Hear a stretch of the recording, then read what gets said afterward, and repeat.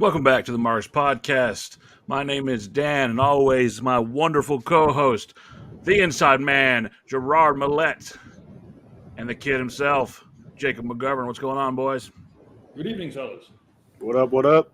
So right before we started, Gerard was schooling us on referees and how he's such a great referee and that he doesn't need an earpiece and fuck cameras and Jessica Carr deserved to get flattened like a tire. Go ahead, Gerard. Continue.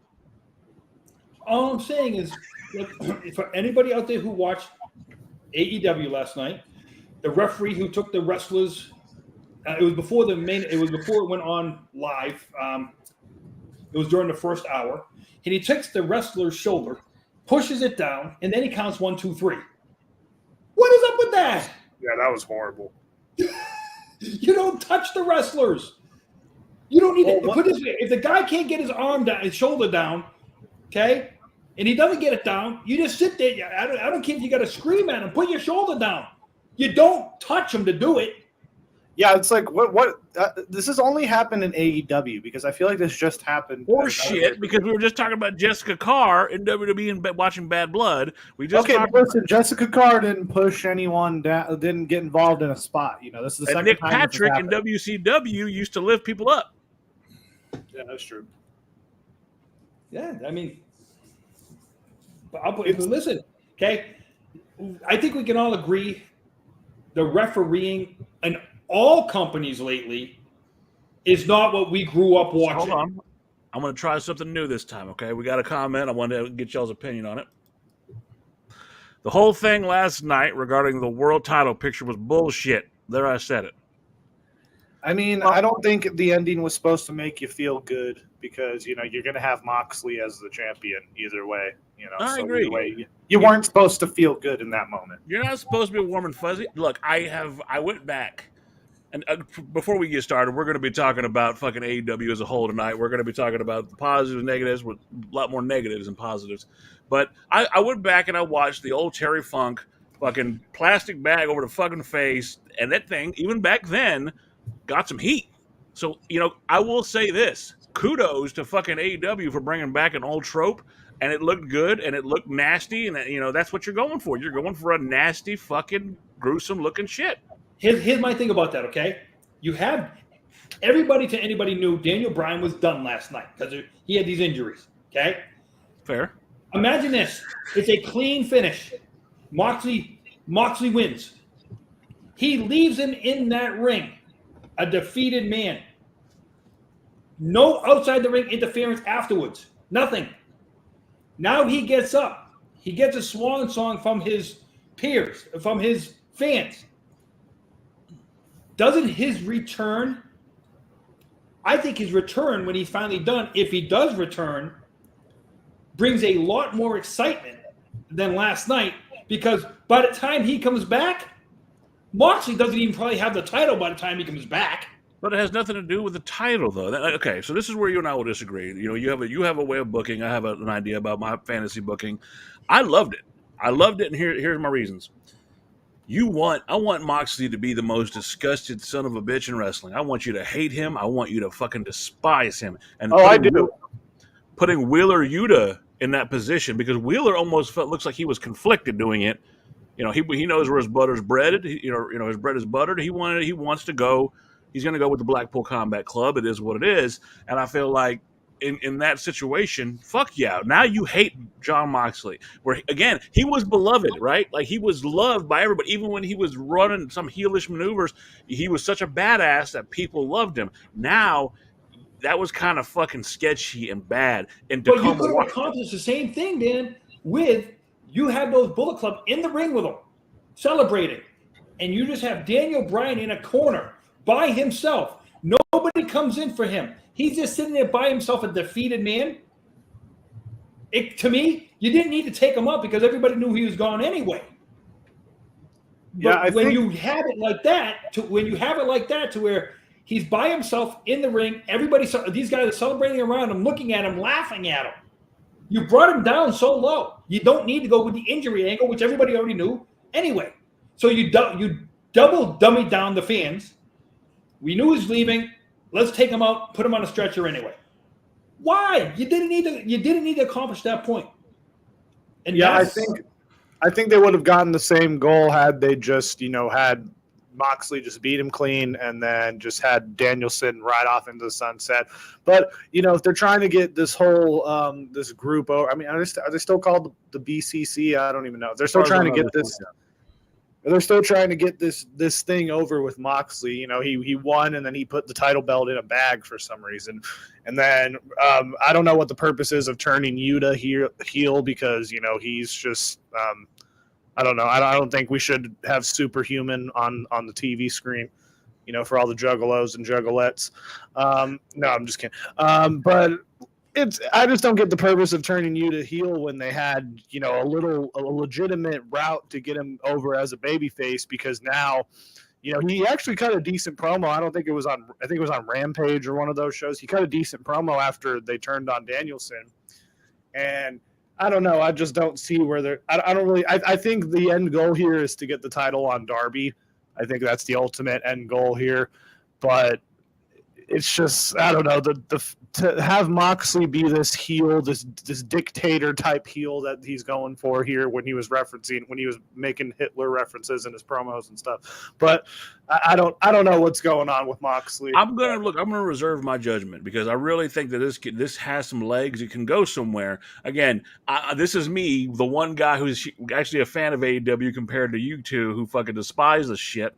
And again, just to clarify, letting y'all behind the fucking wall here, Gerard's texting me midway. I'm with my wife at the Olive Garden having a lovely dinner, and I'm getting texts. You watching this shit? It's like they're at a fucking high school gymnasium. I'm like, Gerard, Olive Garden, fuck. Listen,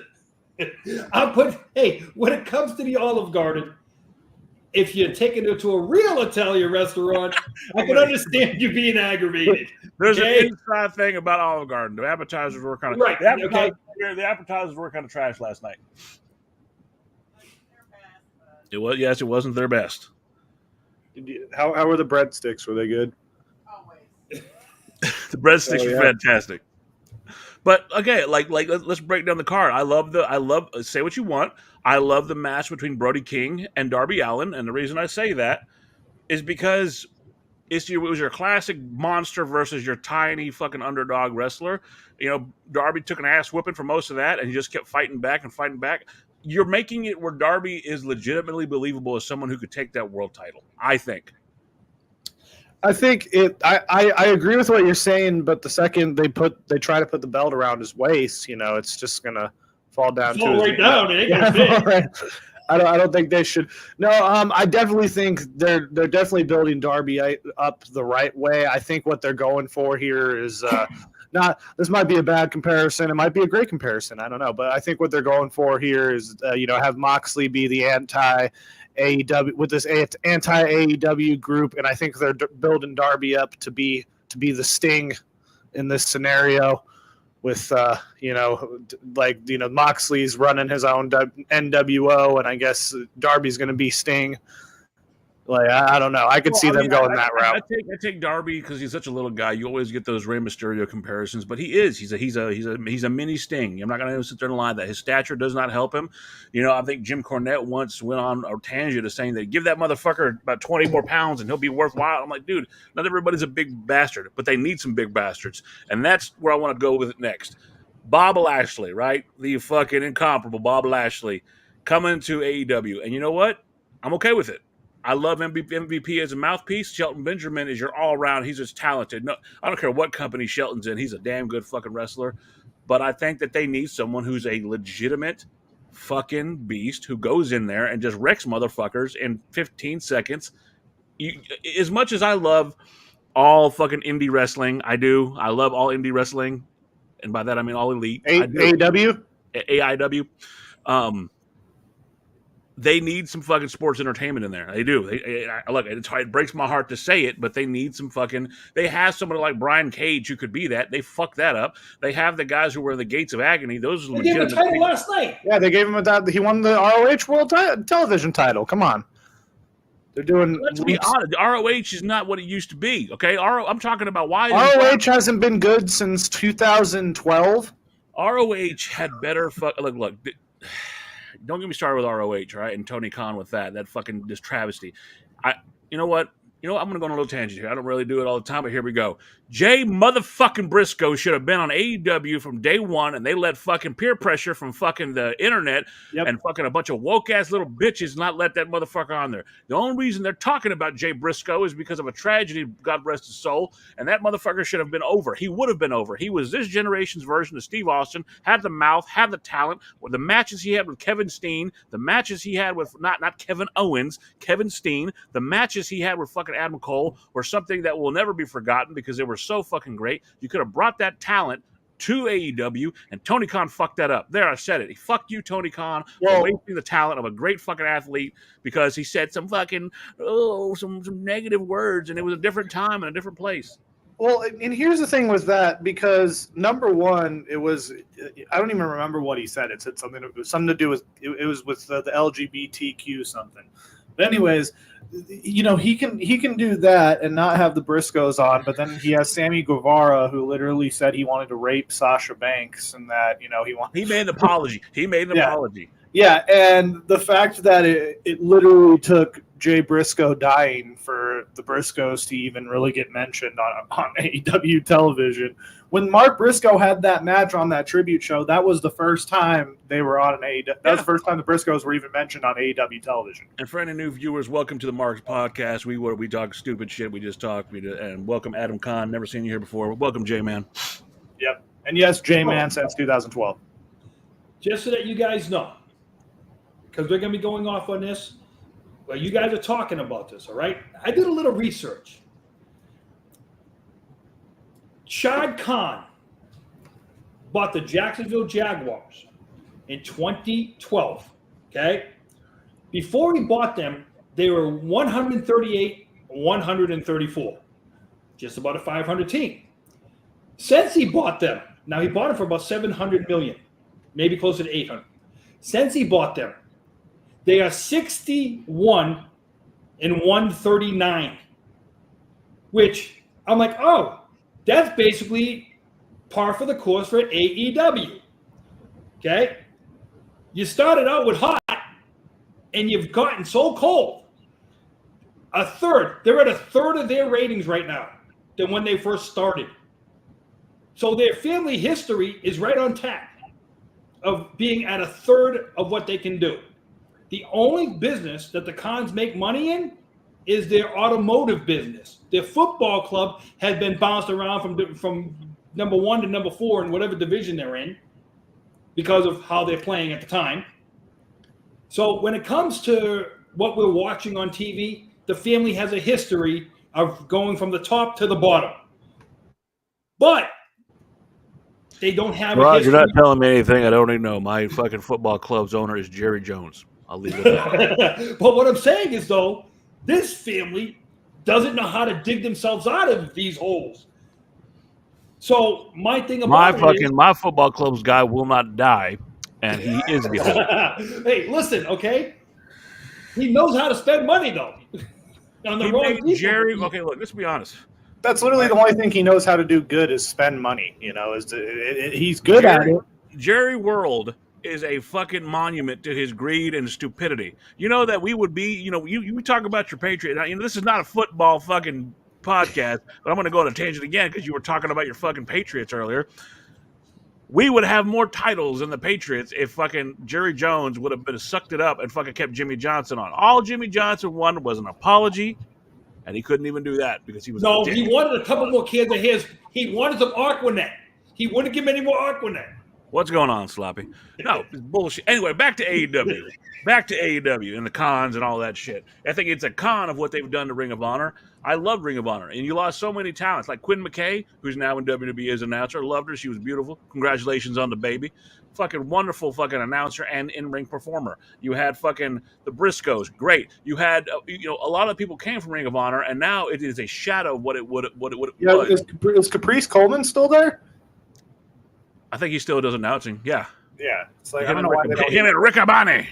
Well, it's like they literally have Jay Lethal under contract, and I've been saying it ever since they signed Jay Lethal. What have they done with Jay Lethal? Yeah, they haven't done jack shit. They haven't done jack shit with Jay Lethal, and it's unfortunate because I've said it since day one, ever since Tony Khan bought Ring of Honor, that he shouldn't be running it. He should have someone to. He bought it to suck off fucking CM Punk. Let's be honest. No, he. That's one, and so WWE couldn't get the tape library. That's pretty much it. Cool. And it's just like it there's a point I was going to make. Fuck, that went off. That totally fucking derailed me. Yeah. Anyways, Ring of Honor. Yeah, so they should have had someone run it. Like when Scott D'Amore, when his issues were going with TNA, when he got let, I said Tony Khan should just bring in Scott D'Amore to run Ring of Honor. And now Scott D'Amore's got that Maple Leaf thing going on, but see, Scott D'Amore is very under fucking rated. But another guy that I think is underrated is the fucking walking weapon, man. Josh Alexander. What the fuck is TNA doing with him? I mean, I think he's going. I think he's coming to NXT. Oh fuck no. I hope so. Look like this. Hey. What you guys are talking about? Look at it like this. Where does Ring of Honor right now rank against TNA? It doesn't even rank against. It doesn't rank for shit. Doesn't even rank against Deadlock Pro Wrestling. I love Deadlock Pro Wrestling.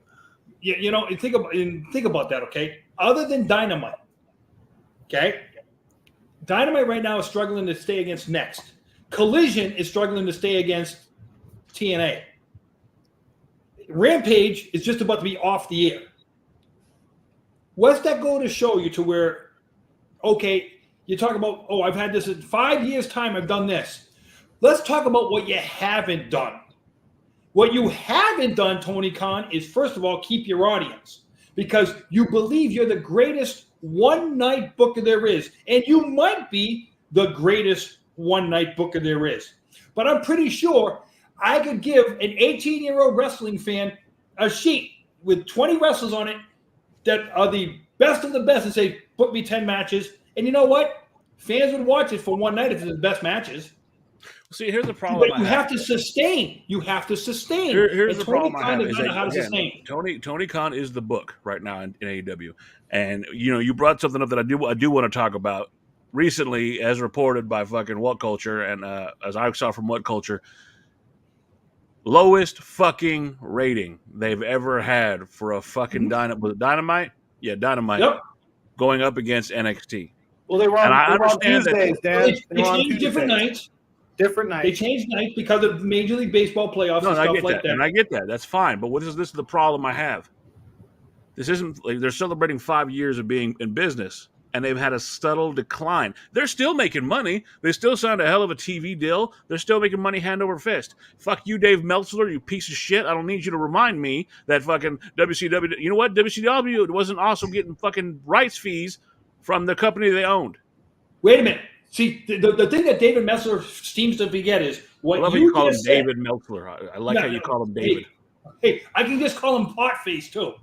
What you just said about him, though, TBS and TNT owned WCW. So they weren't paying fucking rights fees. No, but you know what they were getting? 100% of TV revenue. So when you're pulling, hey, here's one for you, Tony Khan. When you can pull the 7 and 8s and close to 9s that WCW was getting. Okay, but here's the thing. Advertisers will throw money at you. Here's the problem. We're in a different era. Look, I don't watch TV. The only thing I use my TV for is watching Netflix and playing fucking games. That's the fucking problem. We don't have a... Here's the other thing. Here's the other thing, too, is the NFL ain't going to AEW saying, we'll give you $100 million to put your show on a different night because you're taking away so many of our fans. NFL ain't doing that. NFL went to pull. Here's the problem. Where lies the problem, Gerard. The problem is we are living in a society where everything's streamed. Everything is fucking casted over. Everything is on the internet, this and that. So and WWE, to their credit, is genius when they got everything you want in their library on Peacock. Everything. If I want to watch an old fucking WWE pay-per-view, I can go. I'm sorry, everybody. Premium live event. I can go over to Peacock and watch that shit. I want to watch any of the old documentaries. Go to Peacock. Premium live event. I can go watch the cock. If I want to get some fucking WWE entertainment, go watch the cock. Hey, wait a minute. Well, come January 1st, it's going down. Shows that will air on Peacock are SmackDown, some of their pay-per-views. Raw, you'll never see on Peacock again. That will only be allowed on Netflix. I want to respond to this allegation. You're damn right I do. I also use it as a pond and as a spaceship. And sometimes there's some pirate ship stuff I put on there too. Continue, Well, Jordan. and Dan, you said their AEW is making money, but have we not calculated all the money that they've lost up until this point? Because But they're still not in the black. They're still not in the red. I'm sorry, they're still not in the red, so they're going to consider it a victory. Well, how do you know they're not in the red? Tony Khan has literally admitted that he still hasn't paid back his initial loan that he got from his dad to start AEW, and if we're still, if a lot of people still are, they were talking about it for a little bit, but now no one's bringing it up. AEW Fight Forever cost them a shit ton of money, and no one's playing that fucking game. That game was fucking trash, all right? If we're going to get into fucking games, but WWE is putting up the same trash. It hasn't been since fucking, I'm sorry. Hey, 2K24 was better than Fight Forever, though. So what, you're being the tallest midget? That's better? Being that's true. Smelly piece of shit is better? Yeah, I'm sorry. Yeah. I'm going to go back to SmackDown versus Raw. Here comes the pain. That's the last time I gave a fuck. Now, everybody gives shit about WWE 2020 with the story mode where it was more female-centric and you're... Yeah, Frankenstrowman. Yeah, you got to play as Frankenstrowman. I enjoyed that one. I'm sorry. There was a lot of glitches. Wicked Alistair Black. I'm sorry. I really haven't played video games since King Slender. Look, man. Just because you were wrestling with fucking Jesus back in the day doesn't mean that we're not still young. I had wrestling buddies. He had the Macho Man wrestling buddy. Oh yeah. I remember I was subscribed to WWE Kids magazine. That was. Hey, listen, I still look for a Mine doll. Mine. If you don't know what it is, Jacob, you gotta go check it out. Fucking Stretch Armstrong, motherfucker. Hell yeah. I knew guys when I was a kid that broke their Stretch Armstrong and the powder just goes out the motherfucking thing. Hey, listen, that's persistence right there to break a Stretch Armstrong. But see, okay, but again, like in any demographic, AEW is losing to WWE. Hell, they're losing in some demographics to TNA. And, you wonder what happened here. Because AEW was on the ball, things were looking good. They were in the first couple of years. That was the place to go. You had people Punk ended up choking out Jack Perry. That's what happened. I'm put this way. You just asked what happened. I've been waiting for you to ask what happened. I'm going to tell you what happened because they want to compare themselves to WCW all the time. Here's what happens. Okay, prior to 1995, let's say before they went live with Nitro. WCW was a sinking ship, okay? Ted Turner finally said, you know what? I want to spend some money in this. Said to Bischoff, see what you can do. What was the first thing he did? First thing he did, he said Hogan. He got Hogan. First thing he did. Okay? Now, like I said, you get the TV deal. Then you get... Actually, I believe it was said whenever they got the TV deal was, Eric, what do we got to do to be competitive with WWF? So my thing about it was like this. WCW adapted and went after WWF until they got Vince cocky. Adapted and said, enough's enough, and got, you had Vince didn't adapt. Vince said, fuck it, throw everything at the wall and see what sticks. What I mean is, you had Austin turn, and he saw that the crowd, oh, damn. Then you got Mike Tyson, okay?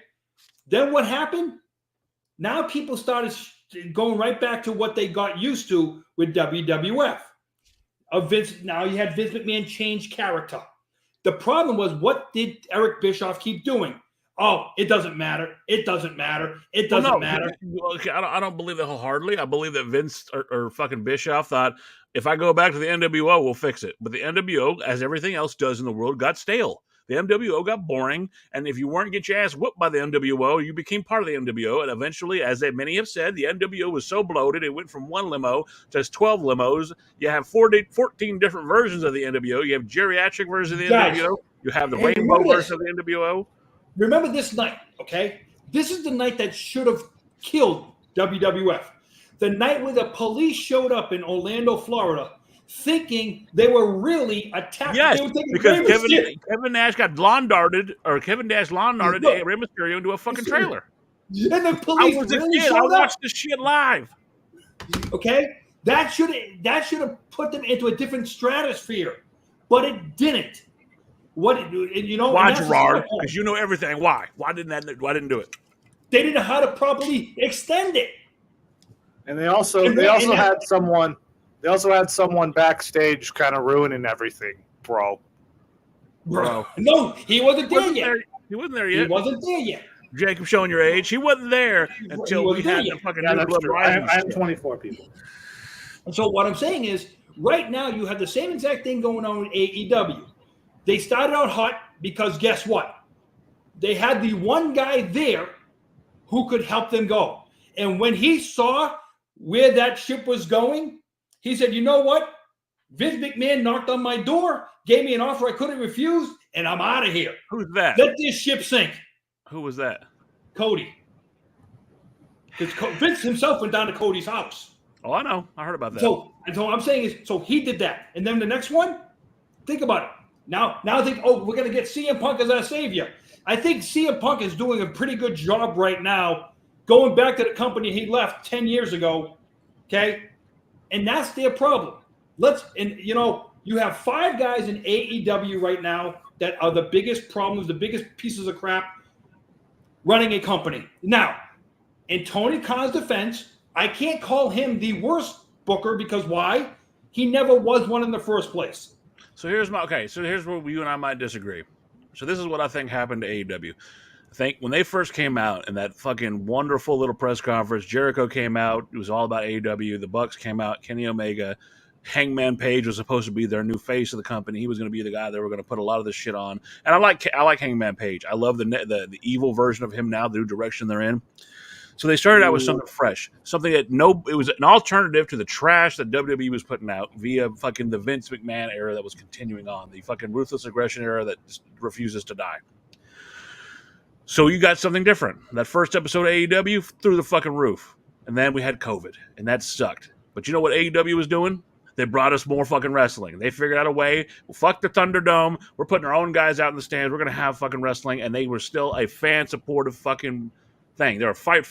They were the Donald Trump of fucking wrestling. Fuck you, we're doing this. Hold on. They did a lot of. Oh, sorry. Never shut down. Hold on.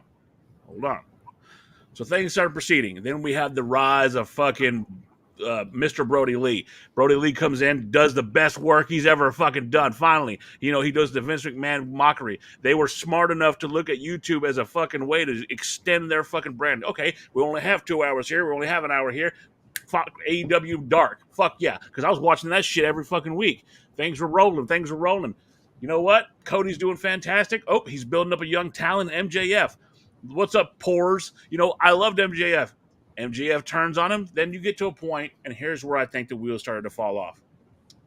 Jericho and Cody Rhodes in a match stipulation that was the most garbage, dog shit fucking stipulation. If I don't beat you, Jericho, I will never challenge for the title again. Not while you have it, while anybody has it. Well, I think around that time too is when they split up the EVPs, like split up at that point, because during that time is when there was reports that Cody had his own creative team, and I'm going to get into that as well. But see, we started going down that road, and you can tell that there's a little bit of because they were going to turn Cody into a gatekeeper. How the fuck do you turn Cody into a gatekeeper? You don't. All right, Cody he's got money written all over him. He's got the fucking charisma of his father, daddy. He could sell he could sell a fucking Eskimo ice, baby. He could do all these wonderful things, baby. He could do all the fucking poking beans, baby. And he had a body of a rock star. And even better, he can go. So you're fucking with your real main eventer there, but you are building up stars in fucking MJF, etc., what have you. Great. So the falling out with Cody happens. That sucks. Cody ends up leaving. He goes off to fucking go to WrestleMania against Seth Rollins. Wrestling has more than one royal family. And, great. Good for you. You still have a chance, AEW. You still got Moxley, who, let's be honest, Moxley, when he came in, dropped fucking Kenny Omega on his head. Fucking awesome. Loved it. The fucking matches, the cleaner versus fucking Moxley, the barbed wire broom, as campy and stupid as it was. Loved it. You still got Moxley. You're doing a good job. Oh, Malachi Black shows up. All this other stuff. You got all this stuff still going. Then they start fucking getting too much talent. They overflowed, and you're next thing you know, you don't have any more homegrown talent. You have all the fucking rejects, not that they're rejects because some of these guys are really good, from WWE. Oh God. Then the fucking Vince McMahon shit happens. Vince gets ousted from power, so there's nobody to fucking govern the bullshit at WWE, and Paul Levesque steps up and starts putting the NXT ideas on the main roster, and now we have some fire. Now we're cooking with gas in WWE. If WWE did not lose Vince's stupid fucking booking, AEW would still be a nice alternative because they were something different. They were something strange. So let's try this. Well, no, because hey, think about it. The bloodline thing started with Vince. Yeah, Now, how the bloodline? Hey, wait a minute. How the bloodline has turned out is probably a hell of a lot different than Vince's vision. I'm just saying, no, he did. Two words: suffering succotash. Hey, listen. If it wasn't for COVID, I don't think Roman Reigns is as over as he is anyway. He got a chance to get put over, okay, because there weren't fans in the building to constantly boo him. Oh, I agree with that. I agree with that 100%. I put my one up all day long. I like the other thing was too is in Jacksonville, because Florida didn't shut down, and they were able to use Daly's place, maybe put only 100 people in, but they were able to use it. It's very easy to use a building your own. I give all credit for them for doing that. The problem is, like I say, the adaptation that Tony Khan hasn't been able to put in, he hasn't been able to adapt with his changes as quickly as he thought he would. And you know what? Me as a fan, tell me I'm not watching Thursday Night Thunder right now when it comes to AEW. Oh, you're absolutely, and again, that's the problem. Okay, so let me clarify something. Whenever we talk on this, y'all know that I'm the AEW fan here, and compared to you guys being the WWE fans, I'm heartbroken because I see that they have this plethora of talent. Daniel Garcia, the fucking Red Death, he has so much ability, so much talent as he's a technical monster. Red Death, come on. That was his fucking name. Fuck you. I love 2.0. I love Daddy Magic. Shit. I love Cool Hand Angelo Parker. I love those. I think they're fantastic. You got fucking Malachi Black, Buddy Matthews. I'm sorry. That motherfucker is amazing. Look at Miro.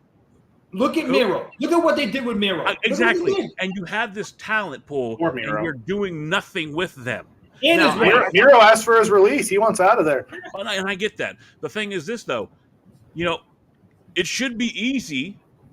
I'm not a booker. I can't say anything. But it should be easy to do something with these guys with a limited schedule in the sense that, okay, we have all this talent. So these guys are going to rock this season. These guys are off right here. Let's bring these guys back. You should have a rotating thing where you can do something. And if you had more than just Tony Khan running the book, you might be able to do that. Well, they have a whole plethora of producers that no one listened to. They have a plethora of producers that no one listens to or takes. I'm sorry. The Young Bucks are great independent wrestlers. They did a wonderful job in Japan with the Bullet Club and everything they did there. I'll never knock them for that, but they are not bookers and they don't know what the fuck they're talking about. I'm sorry. I'll say it here. The Young Bucks are fucking dumb as fuck when it comes to booking. If they have anything to do with what's going on, it's horrible. If this is their doing, it's horrible. Look at it like this, okay? Let's look at the bottom of let's just start at the bottom of the rosters for AEW employees, okay? Let's start with the referees, okay? You had Earl Hebner. Of course, Jacob, of course, he's going to go to the fucking referees. Hold on, no, I'm going to go up from here. You had Earl Hebner and Mike Chioda. You bring them both in.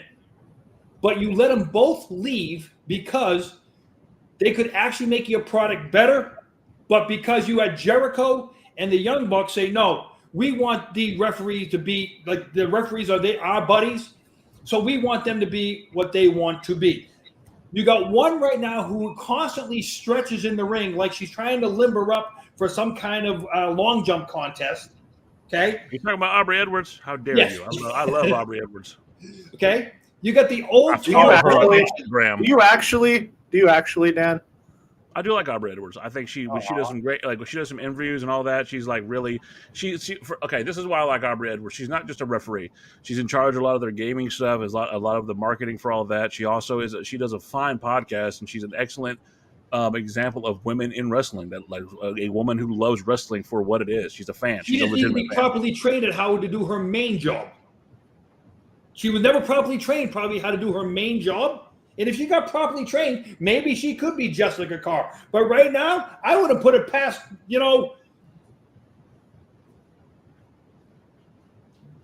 Watch Duke it. the Douglas Drosy as a referee. You watch it. You don't talk about my lovely Aubrey Edwards. I'm just saying as though Draws would be a better referee. That was cold. That's cold. Fuck sorry. I mean, it's sorry, but you're like, come on. and I get where you're coming from, Gerard. Yes, the problems are everywhere. But I'm someone who lived through the fucking attitude. I'm sorry. I'm someone who lived through the C Nation era. Okay, I lived through the ruthless aggression era. Okay, Remember, I lived through fucking Triple H fucking a mannequin. Okay, I would like to hope that these motherfuckers. That's what I'm saying. I'm starting at the bottom of the rosters with the wrestlers, okay? I mean, with the referees. Look at the difference in referees just in the two companies. I'm saying to you is the AEW referees, first of all, they don't know how to work the U. They do not know how to work a U, all right? If anybody who might be watching doesn't know how to work a U, you don't go in front of the hard camera all the time. You don't pose for the camera, okay? You're supposed to act like the camera's not there. I don't know. I saw some pictures of you refereeing, and you were definitely in front of the hard camera quite a bit, trying to outshine Kalisto. But I'm just saying is the fact of these guys right here and girls, they got to understand the wrestlers aren't there for them. They're there for the wrestlers. You're there to make the wrestlers look better, not get yourself over. You say that, but again, WWE, what we just talk about in Bad Blood. Oh, yeah, that's okay. Go out there and jerk him off and go hit him with a cane, and yeah, you can play with his feet and all that other shit. No, what I'm saying is, look at it this way: they made her a playable character in Fight Forever. Like, it's just heinous. It's just heinous. And I'm saying is, if you go look at video games, is Hebner and Kyoto on them? And if they are, how long were they in the business? Earl Hebner was definitely in No Mercy. So all I'm saying is, how long were they in the business before they got that privilege to be in a video game? Well, technically, I think Vince owed him a little something after the screw job in Montreal. Listen, ring the bell. Think about how he got fired from there too. And Kyoto happened to be a product of COVID. Like, to be fair, like Hebner, and for y'all who don't know this, Hebner got fired for fucking selling shit knockoff wrestling. Yeah, he sold bootleg merch. Didn't he? Selling bootleg merch. Listen, but I'll put it to you like this though. You had guys like Jim Corderas, Brian Hebner too. I'm saying you've had other guys who went there who were better referees than what they have now. They either got let go or walked away. And, so the 3 to 4 guys I just mentioned, I think deserve to be in the Hall of Fame. Hebner, Corderas, and Kyoto.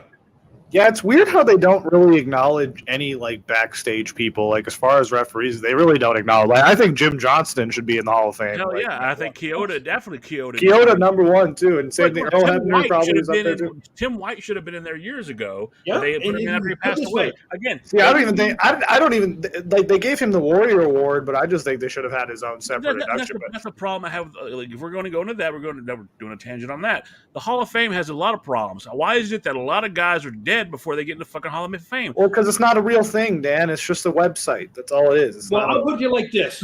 Ultimate Warrior, on his induction, mentioned a man. His name is Jimmy. My name just I just had Jimmy Miranda. He was the merchandise guy who is in charge still to this day of how WWE sold and got their merchandise out to the crowd. They still do it the same way he put into place. Do you mean they're not just shooting it out there with guns? Oh, listen. I'll put it like this, okay? Listen, I want to keep my friendship with Chimmel. Don't go there. That was great. That was great. I saw that on Twitter. Okay? But when you're talking about things like that, when you're talking about the behind-the-scene guys, if you guys, I know you're not old enough to know this, but you remember when Jay Leno first retired from The Tonight Show? He showed his backstage people when he first started. Then he pulled the curtain back. He went from 10 to 150. Yeah, but this is also a time when he had Stuttering John working for him, and that guy's a douchebag. No, but I'm just saying is though, WWE, if they could have pulled the curtain back from when they first started to, let's just say, 30 years after, there probably would have been 30 people with the company that long. So for 30, so Kyoto, I know Kyoto was in the 35 plus range. Chibber was in the 35 plus range.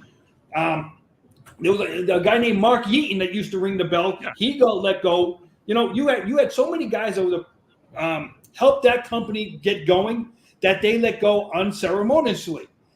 My problem right now, you're having the same problem with AEW, where they've had the guys there to make that company better, but they either don't want to listen to those guys because of politics, or those guys are there, okay, and they'll write stuff that they're blackballed on. To where, you know, I'm glad you brought that up, because this is going back to AEW and the problems I've had with AEW, and we talked about it a little. We touched on it a little bit last week, but it goes back to not wanting to listen because there's a bunch of young little shits who think they know better. Again, I admit that the name of the fucking podcast is Mark's Podcast because we're a bunch of fucking marks, so I get to say what the fuck I want. Anyway, when someone tells you, "Hey, dumb shit, don't use real glass. It's not a fucking dick measuring contest. I'm looking out for your safety, so that way you don't pull a Goldberg, tear some tendons somewhere in your fucking body, so you can actually put food on the table and feed your fucking family for the next 6 months." Instead, there's real glass. What are you going to do about it? And picking a fight with a guy who you already know is fucking unstable. So you fucking pick a fight with Punk. He chokes you and gets fired. I'm sorry. Was Punk in the right for choking the guy? No. But is fucking somebody other than Punk, some sort of disciplinary committee should have put down a hammer and said, "Hey, Jack, you stupid shit. Go be like your daddy and go fuck off." Hold on. Talking about stupid shit, he's selling a gimmick for a guy that's not even in the company anymore. And didn't Wardlow cut a promo too, like the same way? Like he was like, yeah, he cut a promo on CM Punk too, and CM Punk's not even in the company anymore. And you know, that's one of AEW's biggest problems is stop watching what your competitor's doing. Okay, put it this way, in Eric Bischoff's biggest defense, I will say what he did by announcing what the finishes were because they were taped. That was genius. Workout. Yeah, it was genius. But you know what he said? He goes, when the night that he announced that Mick Foley had won the title and 500,000 people changed the channel. That's going to put the butts in seats. What did that have to say? That people were more interested in watching a taped show than watching what you had going on live. You know, and then that's another big. I told you guys a couple weeks ago. The internet killed professional wrestling. Could you imagine if he wasn't allowed to get that out? Where would we be today?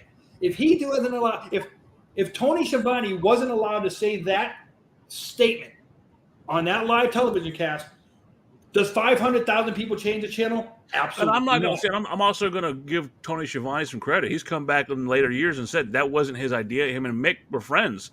But when your boss, the guy who's putting money on your fucking table, tells you to say something on the air, fuck, you got to say it, right? Like, you have a responsibility for your family. Speaking of Tony Schiavone, though, I will say this. One of the things that he does right now that I'm hoping that it bugs you too is how he'll be out at ringside. I just got word from the back. Tony Khan just said this. Tony Khan is supposed to still be in some injury angle. So yeah. Look, okay, hold the fuck on. Hold on. That injury that happened months ago. You're not going to tell me that he's going to do what was his name from the guy that got slapped or punched by fucking Lawler years ago? Listen, Bobby Heenan with the neck brace. Remember Bobby Heenan? Oh, Andy Kaufman. He's not Andy Kaufman. He's not going to rock a neck brace for the next 20 years. He totally would, though, if he had the opportunity. Now, I will say this: the one thing I'll give Khan this. I'm not going to completely call this a shitting on Tony Khan fucking fest, even though you two would fucking gladly shit on Tony Khan for 3 hours. But he went onto a Sports Center thing with the neck brace on, talking shit. That was beautiful. I love that. No, it wasn't. It was stupid because he was moving around the whole time. He kept moving. Hey, I'll bring up here's a name for you, a la Joel Gertner.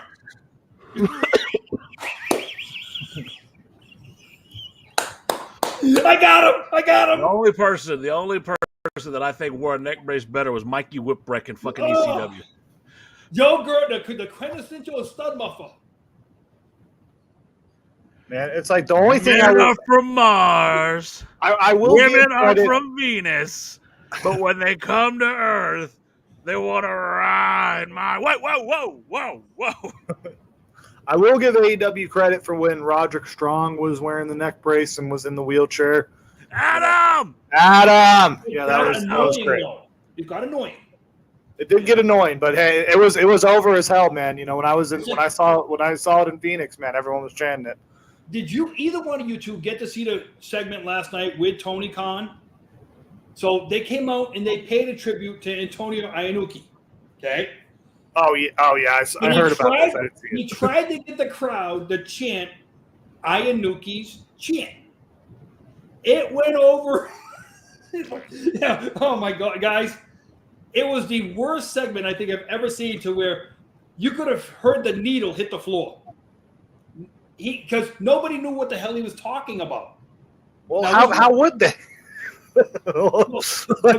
You're in Seattle, Washington, which Seattle has a large Japanese wrestling crowd because of it's the closest one to between that and San Francisco, the closest one to Tokyo. Yeah. So you're supposed to know what you're watching. And for him to come out and do it now, when he grabs a mic, is it me? Or does he constantly have to yell into the mic? Live on Dynamite! Live on Dynamite! So that's the thing that people to this day make fun of. We got a great show coming on for you guys tonight. We're gonna do this. Then we're gonna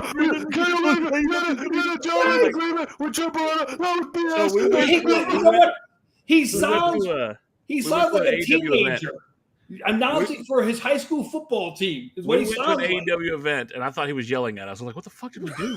He did the same thing when I went to Phoenix. He was like, "It was the best call of all time, and we're definitely going to pay-per-view." And I'm like, "Did he just say there's a pay-per-view coming to Arizona?" But again, that's the problem that I think all of us can agree with, is that as much as I think Tony Khan's a decent enough guy. You know, I don't think he's a piece of shit. I don't think he's out there essaying people. I don't think there's going to be a Netflix documentary on the fucking history of the stupid shit he's done. No, but he's definitely going to give Herb Abrams a run from his money with the cocaine use. I'll put you like this, though. When it comes to what he could do to change his whole thing. Thank you. Okay, finally, get back on track, Gerard. Shit. That's the first thing he could do, okay? You have the people there to help you out, Tony. If, and only if, he decides to step aside as creative director. Steven, welcome. I don't know what the fuck was a good point at some point because we rambled a lot, but thank you. It was also half an hour ago, 20 minutes ago, if you look. wait, I don't watch the chat. I have a producer back there that no one else sees, who's a lovely woman who takes care of me and makes sure I don't kill myself. Hey, put it like this. Good point. Nice segue. We're talking about Cody Khan sucking as producer. Good point. But anywho, if he could step aside as the creative, a la Vince McMahon stepping aside. Bullshit. Vince never stepped aside. Vince got fired. Get my point on this.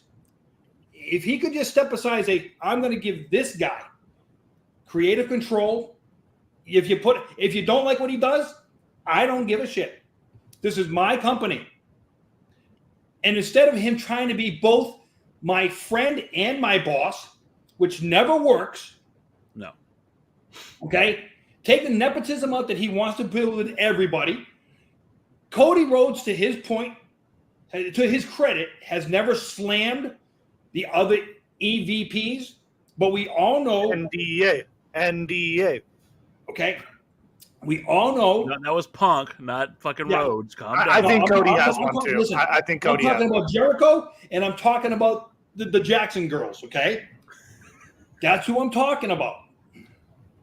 If he could say, "Listen, if you don't like it, we got to change up. If you don't like it, I'll pay your damn contracts out. You can hit the bricks." Because it's not breach of contract if I pay him up. So I was talking about that. That's another match that I didn't have. Like, look, the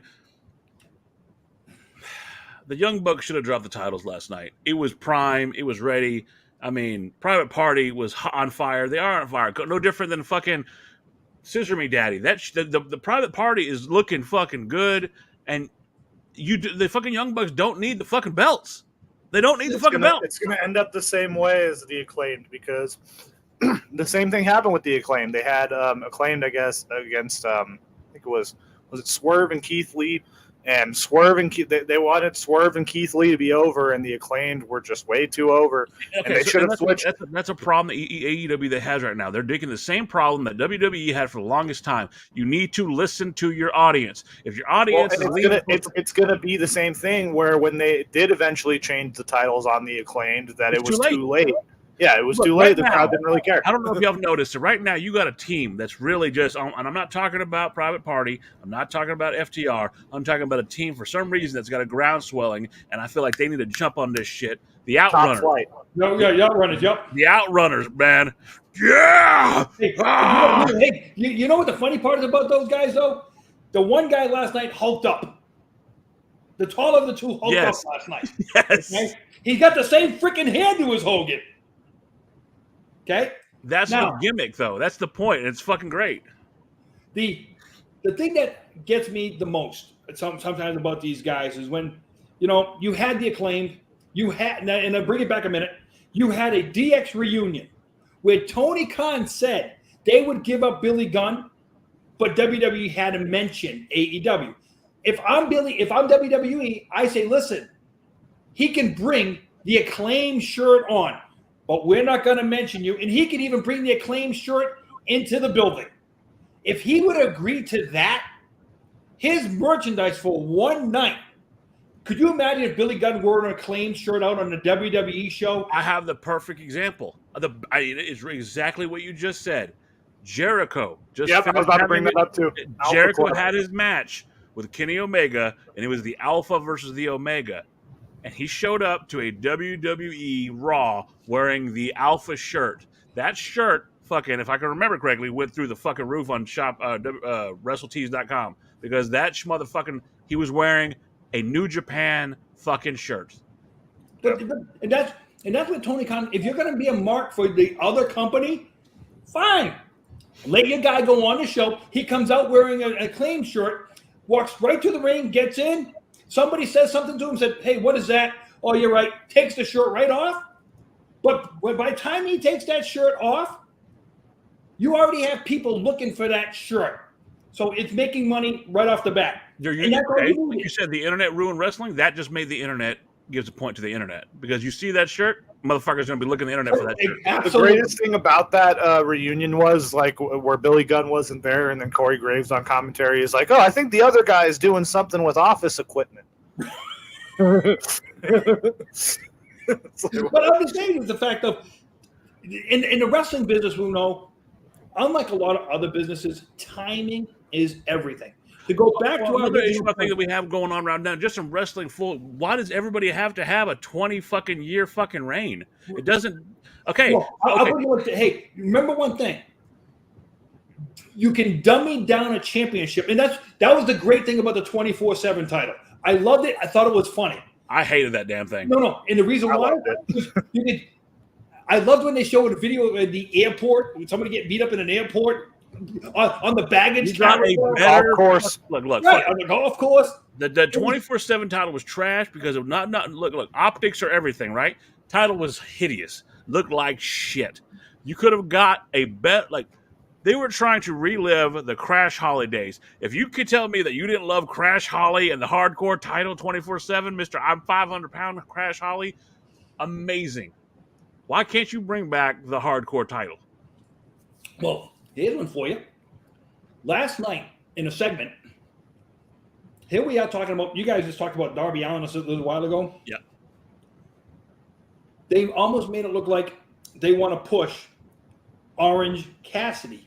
The fuck's wrong with that? They push Orange Cassidy way too much. It's ridiculous. The fact that they had Orange Cassidy come out at the end and they ran from him, it was horrible. Listen, instead of from parts unknown and weight unknown, from wherever, weighing whatever, I actually love that. And the music he comes out with. Fuck yeah. He has two great theme songs, I'll give him that. The Pixies and I think, what was it, Jane? Yep, Jefferson Starship. And what I'm just saying is like that's why I say you have some guys that you go. And last night, MJF coming back, attacking Danny Garcia. Then Adam Cole comes out. And, you know, Baby. it's like, wait a minute. He comes out.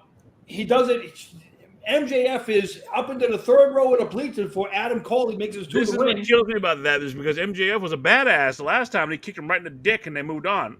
The continuity is a little fucked. I'll give it that. This feud has been going on so long that we've swapped roles now. Now where Adam Cole is once We've again the done that babyface. before. Look, I'm not gonna look. You cannot put every problem with wrestling on AEW because some Okay, of this no, you can't. But like this whole storyline is stupid to begin with because again, if Adam Cole didn't jump off the stage and hurt his own ankle, we wouldn't be in this position to begin with. But fuck no. I mean, you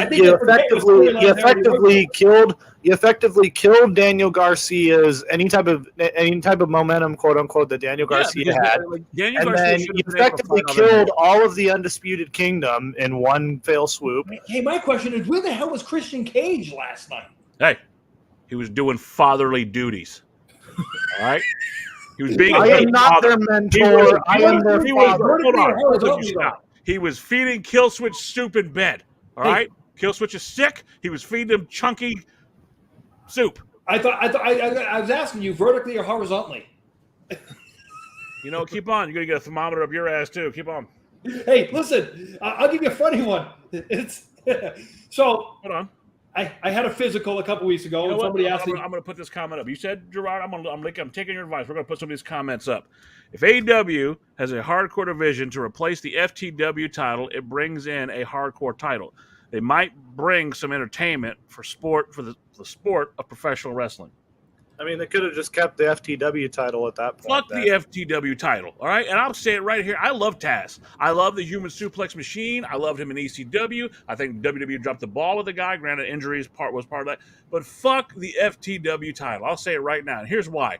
That is a glorified fucking trophy piece. It was used to get over his son. His son doesn't need it, all right? That kid has got athletic ability. He has a great gimmick. The he needs a mouthpiece, though. That's what Taz needs to be used for. Absolutely. Here's my question for you, you brought a title, you took up a slot and I'm sorry, the FTW title served two purposes. It kind of helped his son, and it helped Taz get over to the world title whenever he was in ECW against Shane Douglas. That was the only purpose that the FTW title ever served for anybody. Oh, and it was a kind of a gimmick thing for Sabu when he put the tape over it and all that. I thought that was hilarious. But it was more over than the world title at a lot of points during ECW. No. See, ECW. The FTW wasn't moreover in ECW. The guy holding the FTW. Peter Senercha, Taz, is a bad motherfucker. Let's be honest. Peter Senercha in the ring. Now, I've heard stories about him being a little bitch or whatever to other people. I don't give a fuck. I don't care about that. But Taz, Peter Senercha, the same motherfucker, was a badass in the ring. All right, you can't deny that. He was a sawed-off monster. WWE ruined him. Whatever it is, don't give a fuck. Whatever. And I wish him well. I know he just had surgery. But I want people to understand a lot of that, though. The title doesn't make the man. The man makes the title. If it ever goes the other way around, that's the way it's supposed to be. When it goes the other way around, that's when guys find themselves being the Hogans of the world, to where they think they're more important than the title. No one man is never more important than the title that they're going to possess. And I'll give you guys on this. How many guys won the Intercontinental Championship, never won the Heavyweight Championship, but they were more over than the freaking Heavyweight Championship was at the time they held the Intercontinental Championship? Just when you think you have the answers, I change the questions. But he held it too late in life, though. Absolutely. Mr. Perfect. Fuck when he held, when he held the, and that's what I'm saying. You have nobody in AEW. Repo Man was more and a great example, Gerard, of the title not making the guy. I mean, it's Dan's favorite, Hangman Adam Page. When they put the belt on Hangman Adam Page, it was like a guy, cosplaying as a champion. And I never said that Hangman Adam Page. I like Swerve Strickland. If I'm going to be honest, the guy that I love in AEW, who I think is uber talented, I like Adam Page. I like the heel turn. I love the whole burning the house down. I think it was very dramatic. But I'll be honest with you, the guy that I really just have all my eyes on and think is just like Nyla Rose. No, I'm sorry. Hell of a guy. Swerve Strickland. I heard that. you got hurt. I love Swerve. I think Swerve. Last night he cut a promo He was the one who cut the promo last night with MVP and Shelton Benjamin. And then with Prince Na Na Na. Did you say Sha-na-na? No, I said Prince Na Na Na Na. And the problem I have with that is this. Swerve, you can work in the ring. Could you imagine, and I'm going to bring it back to, could you imagine having a guy like Slick as Swerve Strickland's mouthpiece? Oh, Jesus. Yeah. That's the biggest problem with Swerve right now. If you could make him the biggest person in your company, if you could get him as a proper mouthpiece, I just don't think his talk. Okay. You know what his voice sounds like to me, a la Brock Lesnar. Where Brock Lesnar is this big soft guy. He has the Beetlejuice voice. F5 the shit out of you. No, but he has the Beetlejuice voice. And, at the end of the show, looks like a good. Or the Abdullah the Butcher voice. I mean, if you ever heard Abdullah the Butcher, go there. Fuck that shit. Oh hell. No. Listen, guys, does Kamala ever go over if he had to talk by himself? If he didn't have kimchi, I'm sorry, but the gimmick would have dictated that he was right. He would have never gotten over. You can't get over with clicks. Right. So what I'm saying is, by having, if Swerve Strickland could put guys, I'll give you another one. Alejandro Estrada. He was more over than his freaking wrestler. And when you can have a guy like that can get over. But there's a sympathetic act for fucking Nana. People love Prince Nana, and all he has to do is this. Teddy Long. He's holla. Teddy Long. Holla. Teddy Long. Let me holla at you. Holla. Yeah, and that's the sad part. I look at him. I look at Teddy Long. That's all I see. Okay, here's the thing. I think we got a comment. Adam Page winning the title from Kenny Omega was a great moment for him. He just didn't live up to the expectations people hoped he'd bring to the table, and there's him going into business for himself. Yeah, well, his title ever since when he first won the title, he was doomed for Punk from the start. Absolutely. And then Adam Page cares more about Colt Cabana than Colt Cabana's mom ever did, and you know what? That's the downfall of Adam Page right there. Hey Dan, the J-Man's thing though, he has to understand. CM Punk went into business for himself, and he never got penalized. He got hurt. Yeah. Okay. Yep. When you rip apart every aspect of your creative team in your first live interview on the night that you just won a title, and your own boss doesn't say nothing to you, I told you guys right then and there, should have told you everything you need to know about AEW. Your own boss won't stand up to his own employees. Again, and I agree with you. And I agree with you. That was a bitch move on TK's part. When your guy is sitting there eating fucking cupcakes and drinking whatever the fuck he was drinking, talking shit, that's in-house shit. You should be I believe it was. Again, we're talking about kayfabe being dead. That's the fucking problem. The first thing that should have happened was let cooler heads prevail. Let Punk, Larry, and all the motherfuckers there go to the room, whatever. Fuck it. It's over. The next night, they should have gotten together. What is your gripes? Well, this motherfucker went into business for himself. He knows nothing, no idea what's going on. They should have done that shit behind the scenes. It is what it is. You know what the problem is? Here's the problem. Hold on. I got someone that disagrees with you and agrees with me. I was going to say, I don't think there's really anything wrong with Swerve's promo ability either. Right, I thought when Swerve... Here's a great example. I thought when he did that contract signing with him and Samoa Joe, by the way, hopefully Samoa Joe's good wherever he's at. But that one promo segment where they were doing the contract signing and Swerve took his blood and signed the contract. I thought that was awesome. I think Swerve's great on the mic. I don't think Swerve has any real issues. I mean, I think right now, as far as your in-ring talent, that's your guy. I'm sorry. I'm saying is, what I mean by that when I say that is, which way you going to go with him? Is he going to be ultra babyface or is he going to be ultra heel? He can do both. That's the thing. Okay, perfect example. Keith Lee.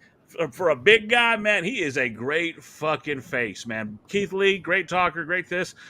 I am limitless. I mean, the guy has a great lexicon, knows how to fucking talk. See, and bring him up, and you ask, and we're talking about, hey, what could AEW have done differently? You let a guy with the ability of Mark Henry walk out your frickin' door. You let Mark Henry just walk out the door. Okay, but let me say this. Let me say this. And I love Mark Henry, Silsbee, Texas boy. Love me some Mark Henry. If we're gonna do this, and you're gonna make a new company, and you're gonna fucking blaze a new trail, it's time to trim some of the fat. It's time to get rid of these old guys. Take the ones that can produce and help you understand the business. But Mark Henry is one. Well, what was he doing at that point in time? What was he doing? Because they wouldn't have him do anything instead of fucking. He would be on there, and the only thing he would do is he would interview people before Rampage, and then he would be, "It's time for the main event," and then that's all he would do. That's all he was brought in for. They brought him in as an announcer initially, and he only did that one thing, and then now he just walked right out the door onto like, and now apparently his son's going to WWE, which is smart for him.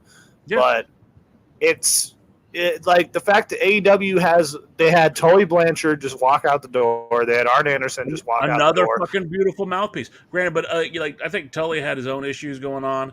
Like him. Hey, listen, just so you know, everybody that we saw as their legends the other day, if they're working behind the scenes and they're making your product better, I don't care to know.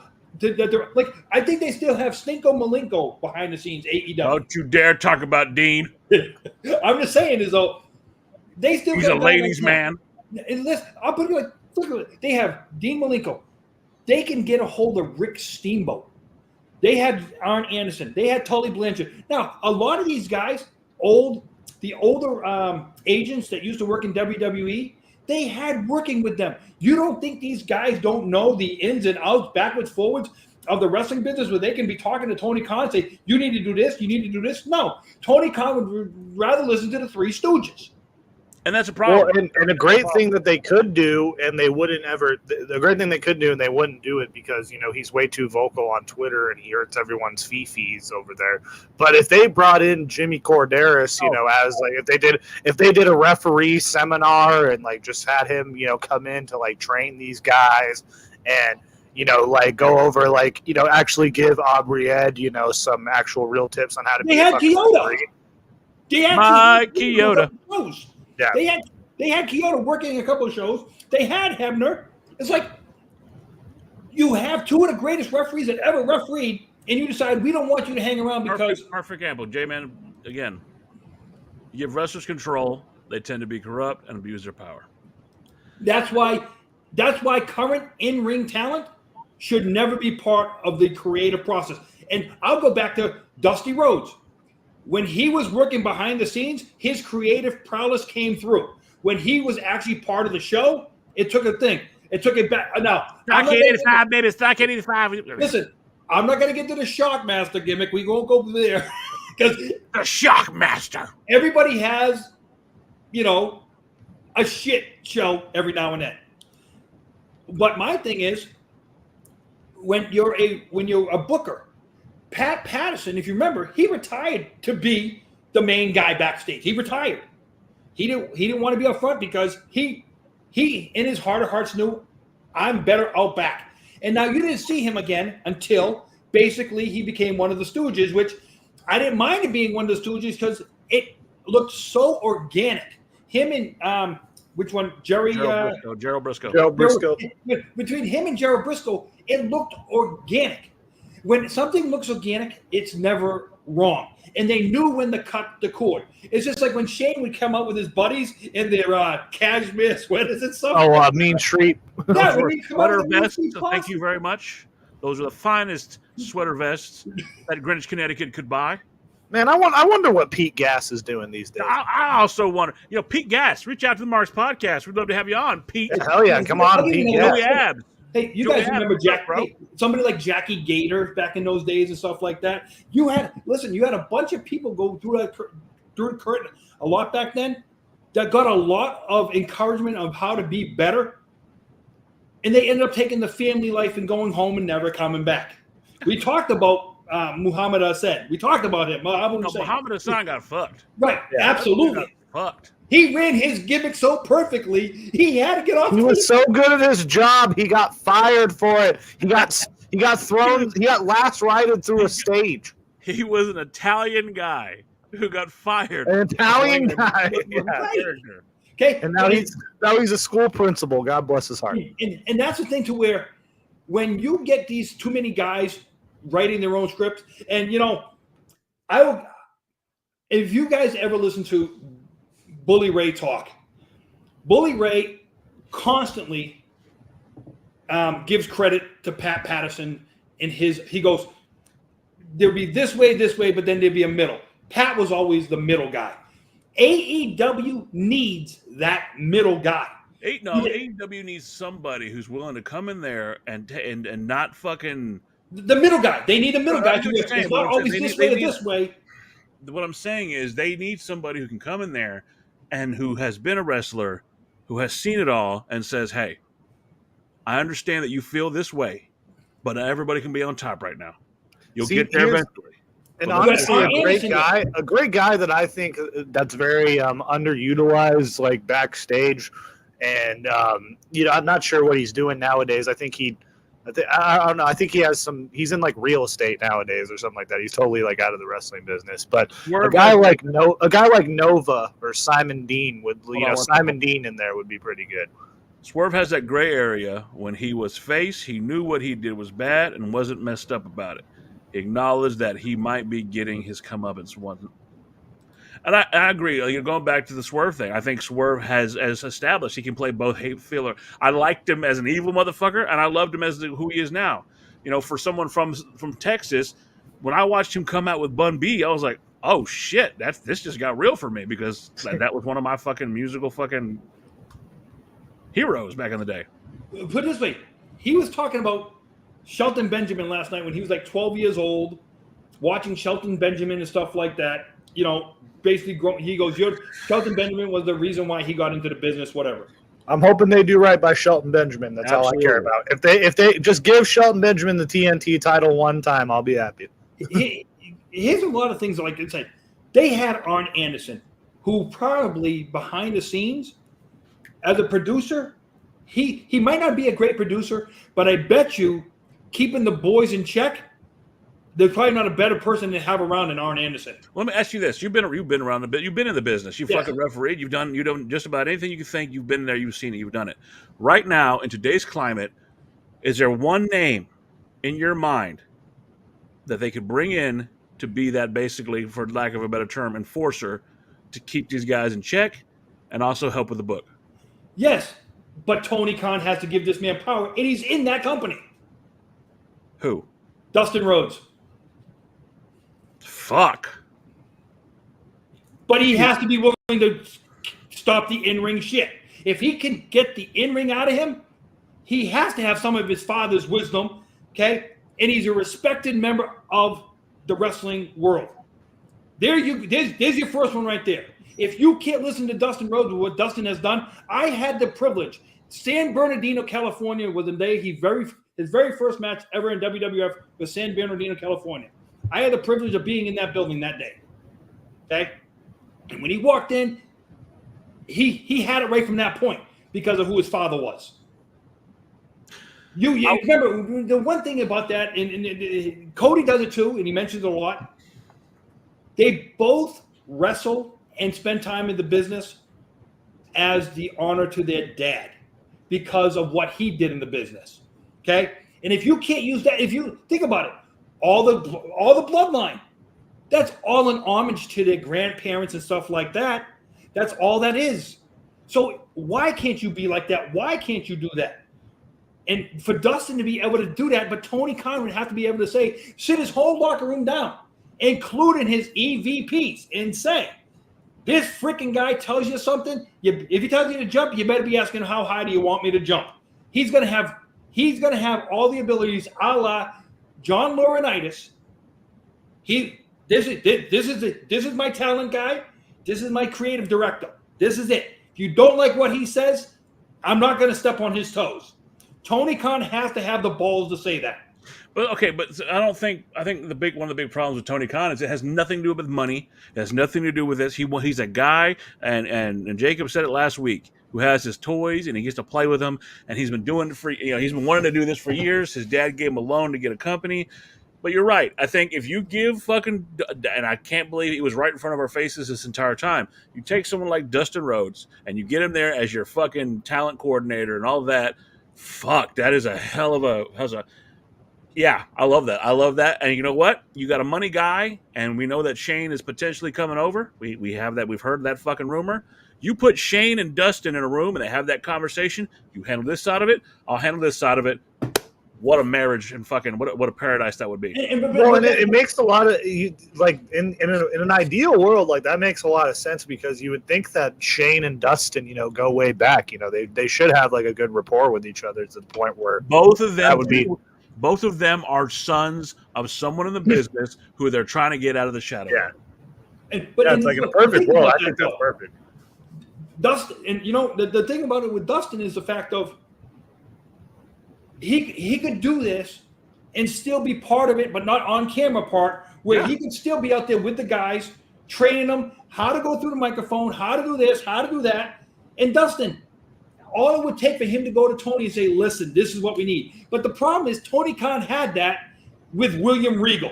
Okay, hold on. That's not true. And the reason I say that is because I thought the same thing.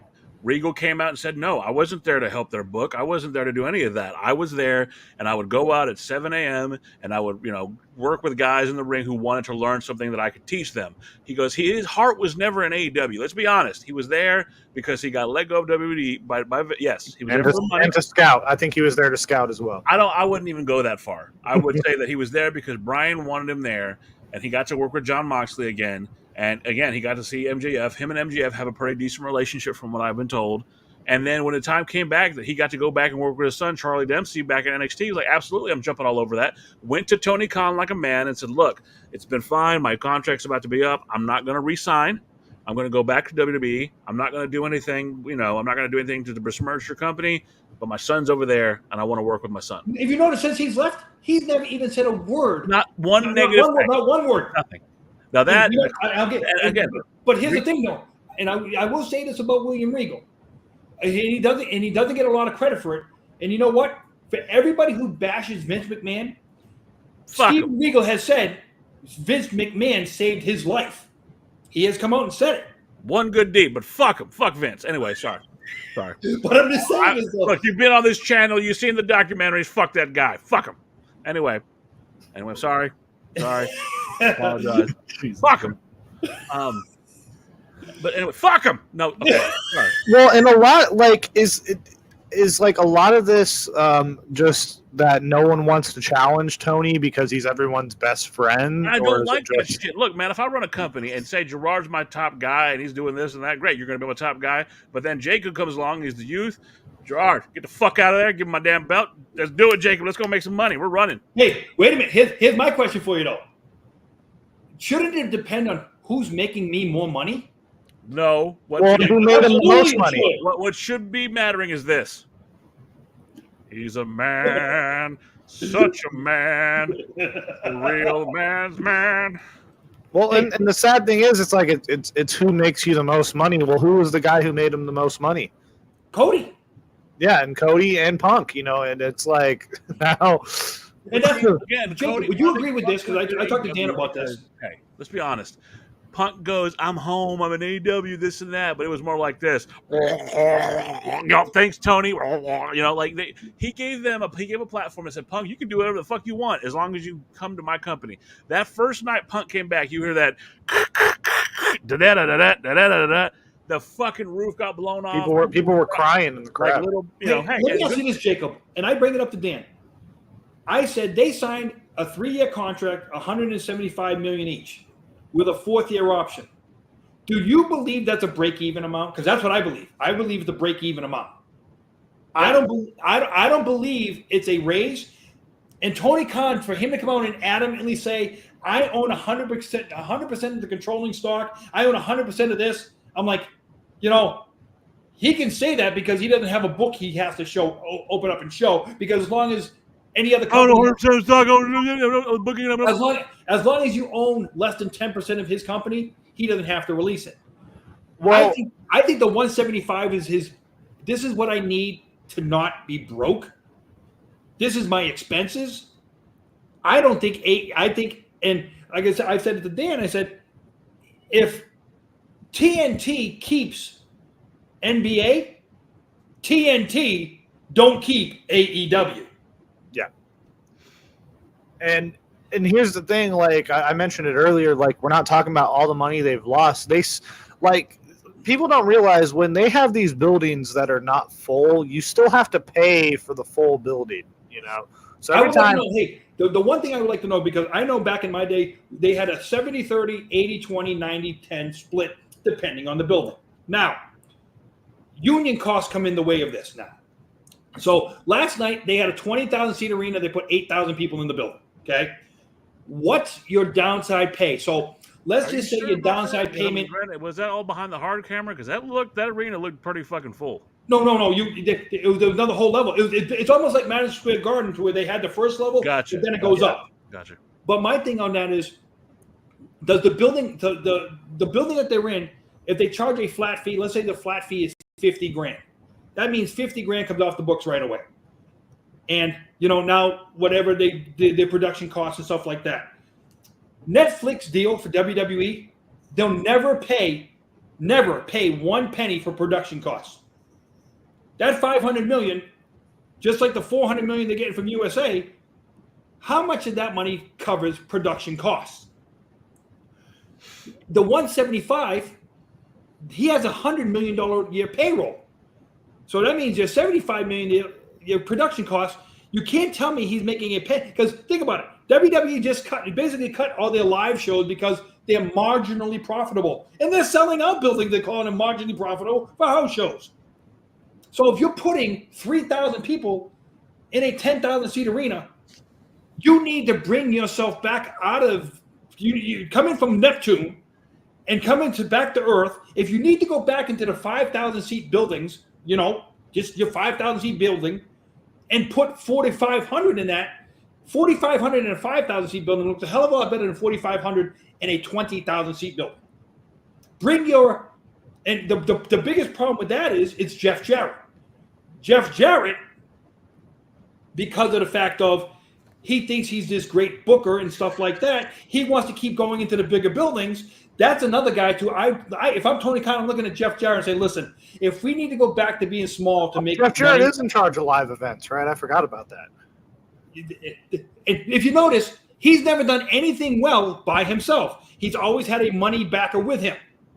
So if Tony Khan could go to Jeff Jarrett and say, listen, we need to go into smaller buildings, make our money in those profitable smaller buildings, just like WWE did in late 96, 97, when, heck, the town I grew up in, they ran like 3 Raws in a row out of it, sold all 3 shows out, 3,000 people each. Okay, let me ask you this. Okay, so WCW years ago went to Disney MGM Studios, and they had those. Remember when they had the rotating fucking ring whenever the show would start, and they made a shit ton of money. They could pre-record about 3 or 4 fucking episodes a day with a different audience every fucking time. Mm-hmm. And they made a lot of money off that. TNA kind of replicated that when they had theirs. TNA, and it wasn't the Asylum. It was not the Fairgrounds. It was the other spot. The Universal Studios. And they made a hell of good money there. My question is this. Do you think that AEW is trying to expand too big, going to these big arenas for fucking dynamites and this and that? Should they stay in a central location? No, you adjust to your audience. Your audience has told you you're not going to put 20,000 people in a building anymore. Your audience tells you you're getting between 3 and 4. So come down to the smaller buildings. Let people listen. I'd rather have 4,000 people sitting in a building that seats 4,000, okay, and have people sitting outside waiting to come in, and then people coming in the building, nobody sitting outside. And guys, you've seen hallway segments or concourse segments. You see the concourse. You just got to compliment. You see the. You guys seen the concourse segments in AEW and WWE. A concourse segment in WWE is packed. Concourse segment in AEW, you can. Yeah, hey, why don't they just ask the name of the guy at the hot dog stand, because he's the only one up on the concourse. So, and I agree with you. You know what? I'll say this from experience. I've been to WWE events when they were not doing so well. It was a SmackDown event, and you have the upper risers in Dallas. Then nobody was there. And they were moving people away from the fucking hard camera. So You know, it looks a little more full, but you could tell they had moved people to other sides of the arena. Fair. I went to an AEW event in Garland, Texas, and it wasn't a they call it a Coliseum kind of, but it wasn't. It was definitely fit for about 4K people, 5K people, but it was packed. If you watch that on television, it looks fantastic because the whole fucking spot is filled up. I agree with you. You're right. I think AEW is trying to expand to something that they're not yet. Yes, they've done excellent jobs, but them trying to go to Globe Life Park for All Out next year, that is a mistake. That is a fucking unless. Yeah, guys, think about it like this, okay? When WCW and WWE were going head to head, okay, Eric Bischoff says one of the greatest mistakes he ever made was the night where WWE had the tank and they were going to drive it into the building. He goes, I made the mistake of not keeping that door open, letting them come into my freaking building and pumping that rating so huge because they would have been on my television show. Well, AEW, wouldn't you want to pump a rating by actually having, hey, I'm turning into a show to where it doesn't look like it's being filmed in the ACW arena. Then again, this seems like there's sometimes more people in the ECW arena than there is in an AEW show right now. And that's some of the problem to where bring your buildings down, make yourself solo season for the $199. I appreciate it, brother. Bring it down a little bit. Bring your attendance down. Get them back in. Bring your production costs down. You got your payroll is what your payroll is. Okay, you can control your production costs. Bring them back into reality, so you're not pouring out so much money. Then, hey, if you got to go through 2 years of eating shit, go through 2 years of eating shit. If you can have a legit come about at the end of that 2 years. If you don't think at the end of 2 years you can have this legit, now have the 4 big shows a year like WWE has. That way, there people, hey, they want to go spend that money. Not everything has to be over the top. And the other thing is when you're doing Rampage and Collision, to constantly keep taping this stuff, when you go to the smaller buildings, you don't need to constantly tape all the stuff either, because the smaller buildings, because they might not be so packed because of they don't get as much revenue coming in as the large arenas, because the entertainers that are going to go in there. It's like you're not going to book a George Strait in a 4,000 seat arena compared to the 50,000. Jacob, how he's showing where he's from with that arena line. Okay. Well, and for AEW, I don't think Tony wants to run any smaller arenas, because to him that's going to make it look like he's less than WWE. And for him, it's still a competition, and he wants to be seen on the same level when it's not even close. Jacob, you'll understand this. The Phoenix Coyotes played in a 5,000 seat college arena. Okay, because why? They couldn't put people in a freaking arena where the Phoenix Suns play. That's what Tony Khan has to do. Now they're not even in Phoenix anymore. This is the problem. So sad. It's so sad. Not even in Phoenix anymore because of the. My son can't wait to go see him. My son can't wait to go see him because he lives in Salt Lake. This is the problem. Okay, look, and I'm going to put it out there, right? So what those indie fuckers did, and again, I love Cody. I do like Hangman Page. I like a lot of those guys. Some of them got caught in the shit. I did love the villain Marty Scurll back in the day. I thought those guys are great. I loved fucking all that stuff, right? But the problem that they had is they got so much hype so fast, and it's hard to backpedal. It's a pride issue, I think, because you had the very first All In, right? Meltzer fucking was giving them shit. Nobody but WWE will fill a 5,000 person arena, and they did. And then they did it again, and then they did it again. And now they're to a point where, okay, you know what? Let's pump the fucking brakes, all right? People are starting to see shit. Let's back it up. They went from 5,000 person arenas to now they're trying to fill 15, and you can't do that with the product you have right now. It's just not working. Do me a favor, if you guys can go back and watch some WWF old Superstars or Challenge shows, right? Some of them shows right now on my Saturday mornings, maybe even the Sportatorium. Some of them shows. You watch it when the word Sportatorium comes out of your mouth. You watch it. Some of them shows have more people in them than AEW Dynamite right now. Okay, but Fritz von Erich was a mastermind with that shit. He was filling Cowboy Stadium, like the back half of it, he would put a ring up in the fucking and a touchdown in the fucking end zone, and hold a match there. His retirement match was in fucking Cowboy Stadium. But I'm saying is the fact of you don't I'm trying to make it look like more people, because I'll tell you this right now. I'm going to be more tempted to come see a show that I can look at and say, "Ooh, that building's full. Oh, well, I need to get there. I need to get there." And other than the fact of I'm looking at and I'll tell you the two they use in Boston sometimes. You have the Boston Garden and you have Boston University. BU seats 8,000. Boston Garden seats 17,000 for wrestling. AEW first 3 times up here, they went to BU, almost sold it out every time. So I got a couple questions before we go. I got a couple questions here. First off, Dan, which LAX would you want with you? Hernandez and Homicide or Santana Ortiz?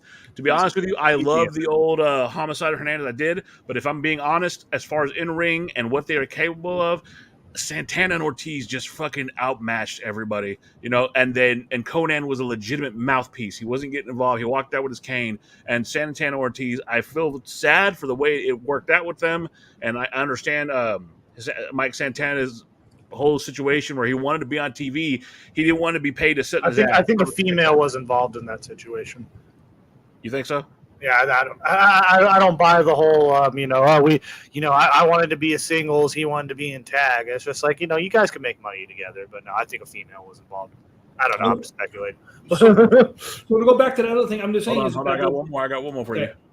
If AEW wanted to do right, they would have burnt down the house. Oh, shit. Thank you, Solo Season, for that. And all I'm saying is the fact of, when you go from the small to the big, make sure the audience is there. And I'll put it like, I was in the Boston Garden the night Mercedes Moné made her debut. You have a woman from Boston debuting. Everybody and their mother knew she was debuting. You put 8,500 people in the building, okay? And you overhyped her entrance, which to me, they need to change some of her music to make it a little bit more important. I'm not a fan of her fucking ring entrance. It doesn't. It's like this. When you hear her music hit the little doohickey, they need to go right to the CEO. Cut the little doohickey in front of CEO, so right off the bat, boom, you get hit with it right off the bat. I would just cut Jim Johnson needs to hit up AEW. I would just cut her in general from all of AEW television. So hold on. I'm going to show here. We don't just fucking put the comments that like us. We're going to put something up. All right. You guys thinking about wrestling all day. Go do something fun. Well, to be fair, Kervin, well, this is fun. And for the 2 hours that we do when we sit here and talk about this shit, we enjoy it. That's the whole point. If you didn't realize, it's called Mark's Podcast because they're a bunch of fucking marks because they're fucking dorks for wrestling. I'll put something like that too. It's like, listen, people, when you say something like that, remember one thing. For somebody like me, 37 years I've been around that business, okay? And I can think about stuff off the top of my head like this, okay? It doesn't mean I'm not a fan. Doesn't mean I'm a super fan. It's something that I enjoy. I enjoy playing baseball. Dan knows I'm 51 years old. I still play baseball. Okay. Am I a mark for baseball? Absolutely. If somebody wanted to come on here and talk to baseball, I could talk baseball. I could talk baseball with an enemy. I could talk wrestling with an enemy. Because why? It's something in commonplace that you can come across with people and actually talk about. If you want, we can talk politics on here. But you know what? This is not called the fucking Donkey Podcast. This or the Rhino Run. This is the fucking Mark's Podcast. Hey man, wrestling's fun for me. Kervin, I don't know what's fun for you, but right. It was fun enough for you to comment, you bastard. Hey, you're probably a great guy, Kervin. Have a good night, Kervin. That's a great name. I don't know. I've never heard that before. Oh no. And again, I'll put this up there too because I don't want it to get derailed or anything. But no, Solo Season, I appreciate it, brother. Don't even worry about it. I just wanted to make it clear. Like, look, we're going to do this. We love doing it. We love that you guys watch it. And that at one point, wait a minute, Dan. I got to say it. Just when they think they know the answers, we're going to change the fucking questions. When they think they have the answers, I'm going to go take a shit. But no. But back to it, like again, the I don't hate AEW. In fact, you know that I'm the guy here that loves AEW. I just want better for AEW. That's what it comes down to. Do I think they're going out of business anytime soon? Fuck no. They got money hand over fist. Let's be real. They signed that fucking deal. They don't have money hand over fist. Tony Their Khan. owner has money hand over fist. And all the people that he has working for them is just stealing the money right out of his pocket. At his dad's pocket. Here's the thing, like when I don't fault any of these free agents out there who's going to take this Mark's money, you know, because if I was a free like MJF is a perfect example. MJF, you know, he was talking. His whole gimmick for a whole year was literally the bidding war of 2024, and when 2024 finally happened, no one talked about it, and literally. And it ended up with MJF getting probably the biggest deal in AEW history, next to, you know, Mercedes has never drawn any money. But like who could fault anyone for taking that kind of money? Because MJF now, I think he's locked in for 3 years now with like a big lucrative multi-million-dollar deal. But Jacob, blame the guy. But that's happening with every one of them. Every one of them seems to be resigning. Solo, you kissing our ass, man. I don't know how to feel about you, but I like you, Solo.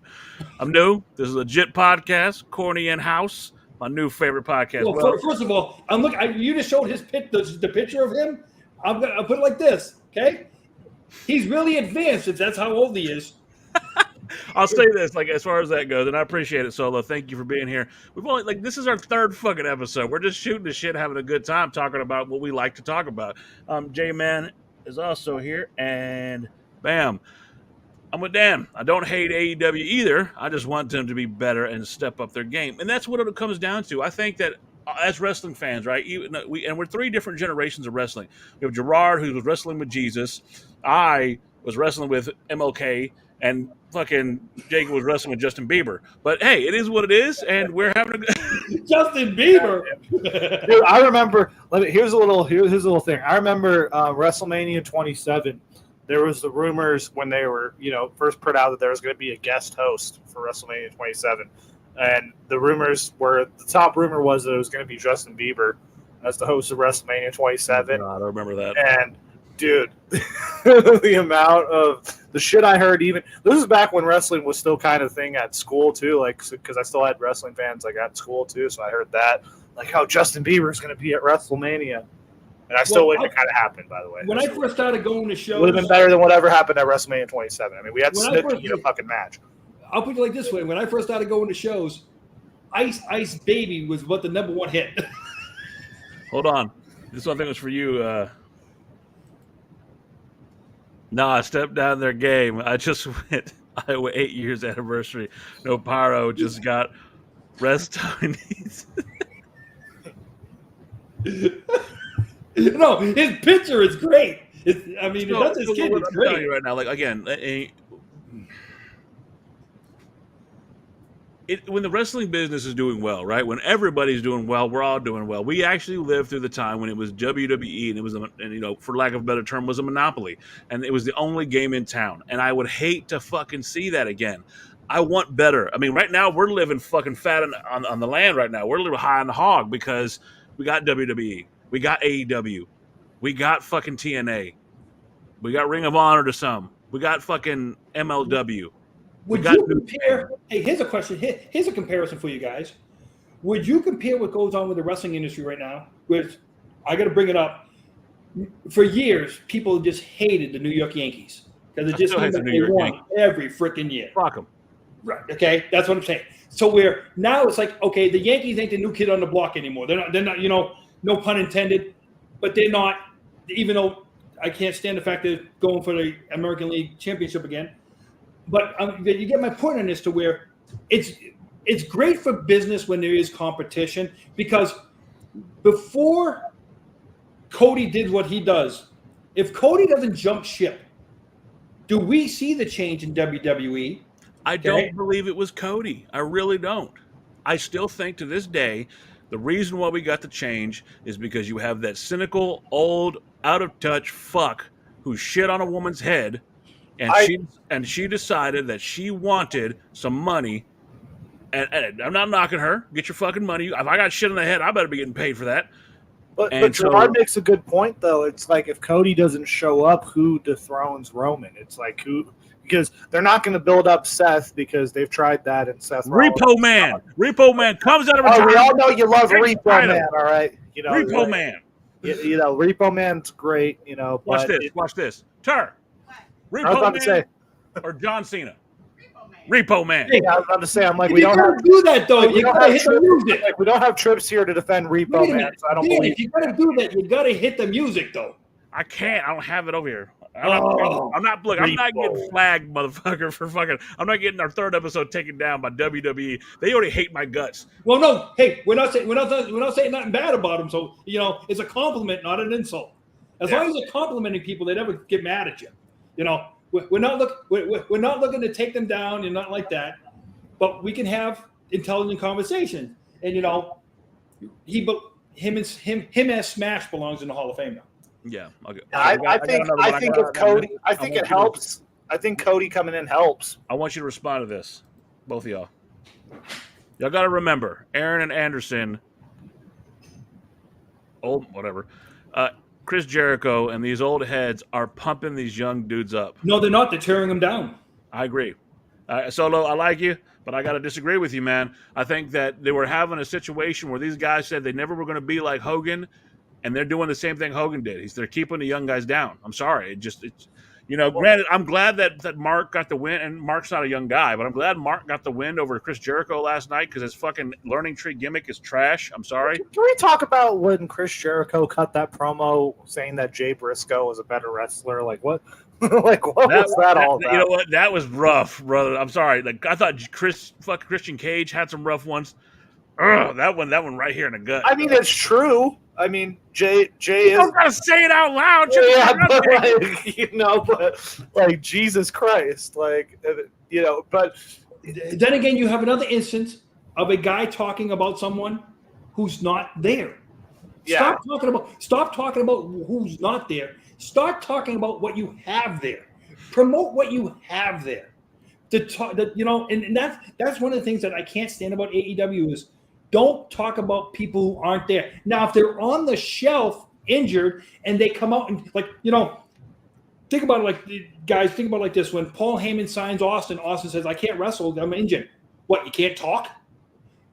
MJF's biggest problem. Think about it. MJF's biggest problem was he took 6 months off from an injury where he could have just came out and did a promo. That's it. Adam Cole comes back last night. For the past 2 years, where's he been? Out injured. What, he couldn't talk? And the one time they had... That's the thing. Remember, he was in the wheelchair. He was doing this. He was talking. But I'm saying is, though, listen, Bobby Heenan, Bob Orton, Mike Sharp had injuries where they wore stuff for years. They still came out and talked. Well, and here's the thing. They did that back when... I remember when CM Punk was running the Straight Edge Society. He was injured during most of that run. Like people go back and watch. Like he was basically like he had an elbow injury during that run, and that was basically it. Like he said, like he was basically there to cut promos mostly. When you put it like this, you guys know this. Hold on, he corrected himself. Solo. All right, I'll be right back. R. Anderson. That's what he meant. I apologize. I'm excited. Voice of text. No, the locker room is soft. CM Punk got kicked out. No way you can say they are doing Hulk Hogan style sandbagging. No way. I'm not going to say they've gone to the degree of Hulk Hogan, but there's definitely, some of these guys are getting held down. I'm seeing more WWE X talent than I'm seeing real legitimate talent. And you don't have guys that are picking up these younger guys and push them. Perfect example. Last night, you had Adam Cole, you had MJF, and you have Danny Garcia. That was Danny Garcia's time to elevate himself, but who did you walk out of there looking at going, oh, that's the guy right now? Adam Cole. It doesn't just have to be behind the scenes. They're doing it right there in front of you. It's blatant as fuck. Yeah. See, and the thing is, and if you ever hear some of these guys who left WWE to go to AEW, why? I want to work with my buddies, a la Adam. Undisputed Era. No. Adam Copeland. Adam Edge. I want to go work one more year with Christian Cage. You know what? And what they should have done is, so because both of them are up in age, you put them back as a tag team. Instead of a 5-second pose, we're going to do a 7-second pose because of copyright infringement. Okay? And you just say that because of copyright infringement, we're going to do a 7-second pose. Okay? You have them go back on that. And then if you want to have their swan song where they turn at each other and have the match that ends their careers, then you do that. Are they both better off if you do it that way? Absolutely. You don't have them come out and do a 3-week run and they're already heel and babyface. You don't do that. Well, they totally ruined that whole thing right off the bat. They had Adam Copeland right away feud with Christian. They had 2 meaningless matches on Dynamite. They had 1 match on a pay-per-view. And then somebody's mother and son had to get involved. Yeah, and then you will not talk ill. How dare you talk to her that way? She's a mother. And then you had him jump off a cage and break his own leg. And now you have a situation where, even after the whole CM Punk situation happened, where he did that interview with Ariel Helwani, right afterwards they had Edge come out and basically give a whole rah-rah speech about where AEW. This is where the first turn. You're right. Where the best wrestle, by the way. I agree with you. And Gerard had made the comment earlier. They need to stop worrying about, because they're not. Look, pains me to say it, but they're not even in the fucking rearview mirror of fucking WWE right now. They're not even on the spectrum. I refuse to believe that Triple H isn't because Triple H is a mark just like everyone else. Like Triple H definitely has all. He's a mark. He's a subtle mark. He's very subtle. Remember what school he went to, though. Also, Killer Kowalski. He was taught right. He was taught right off the bat. How many guys in AEW are taught right? Right, and I'll give you a perfect example of that. Jade Cargill. WWE had to tear her down. Everything she ever learned, they had to take away everything she ever learned and then retrain her to think. I love the fact that you could grade cheese off that woman's abs. And I would. But I'm just saying is, to tear her down and to try and bring her back. Listen, her in-ring product is still green.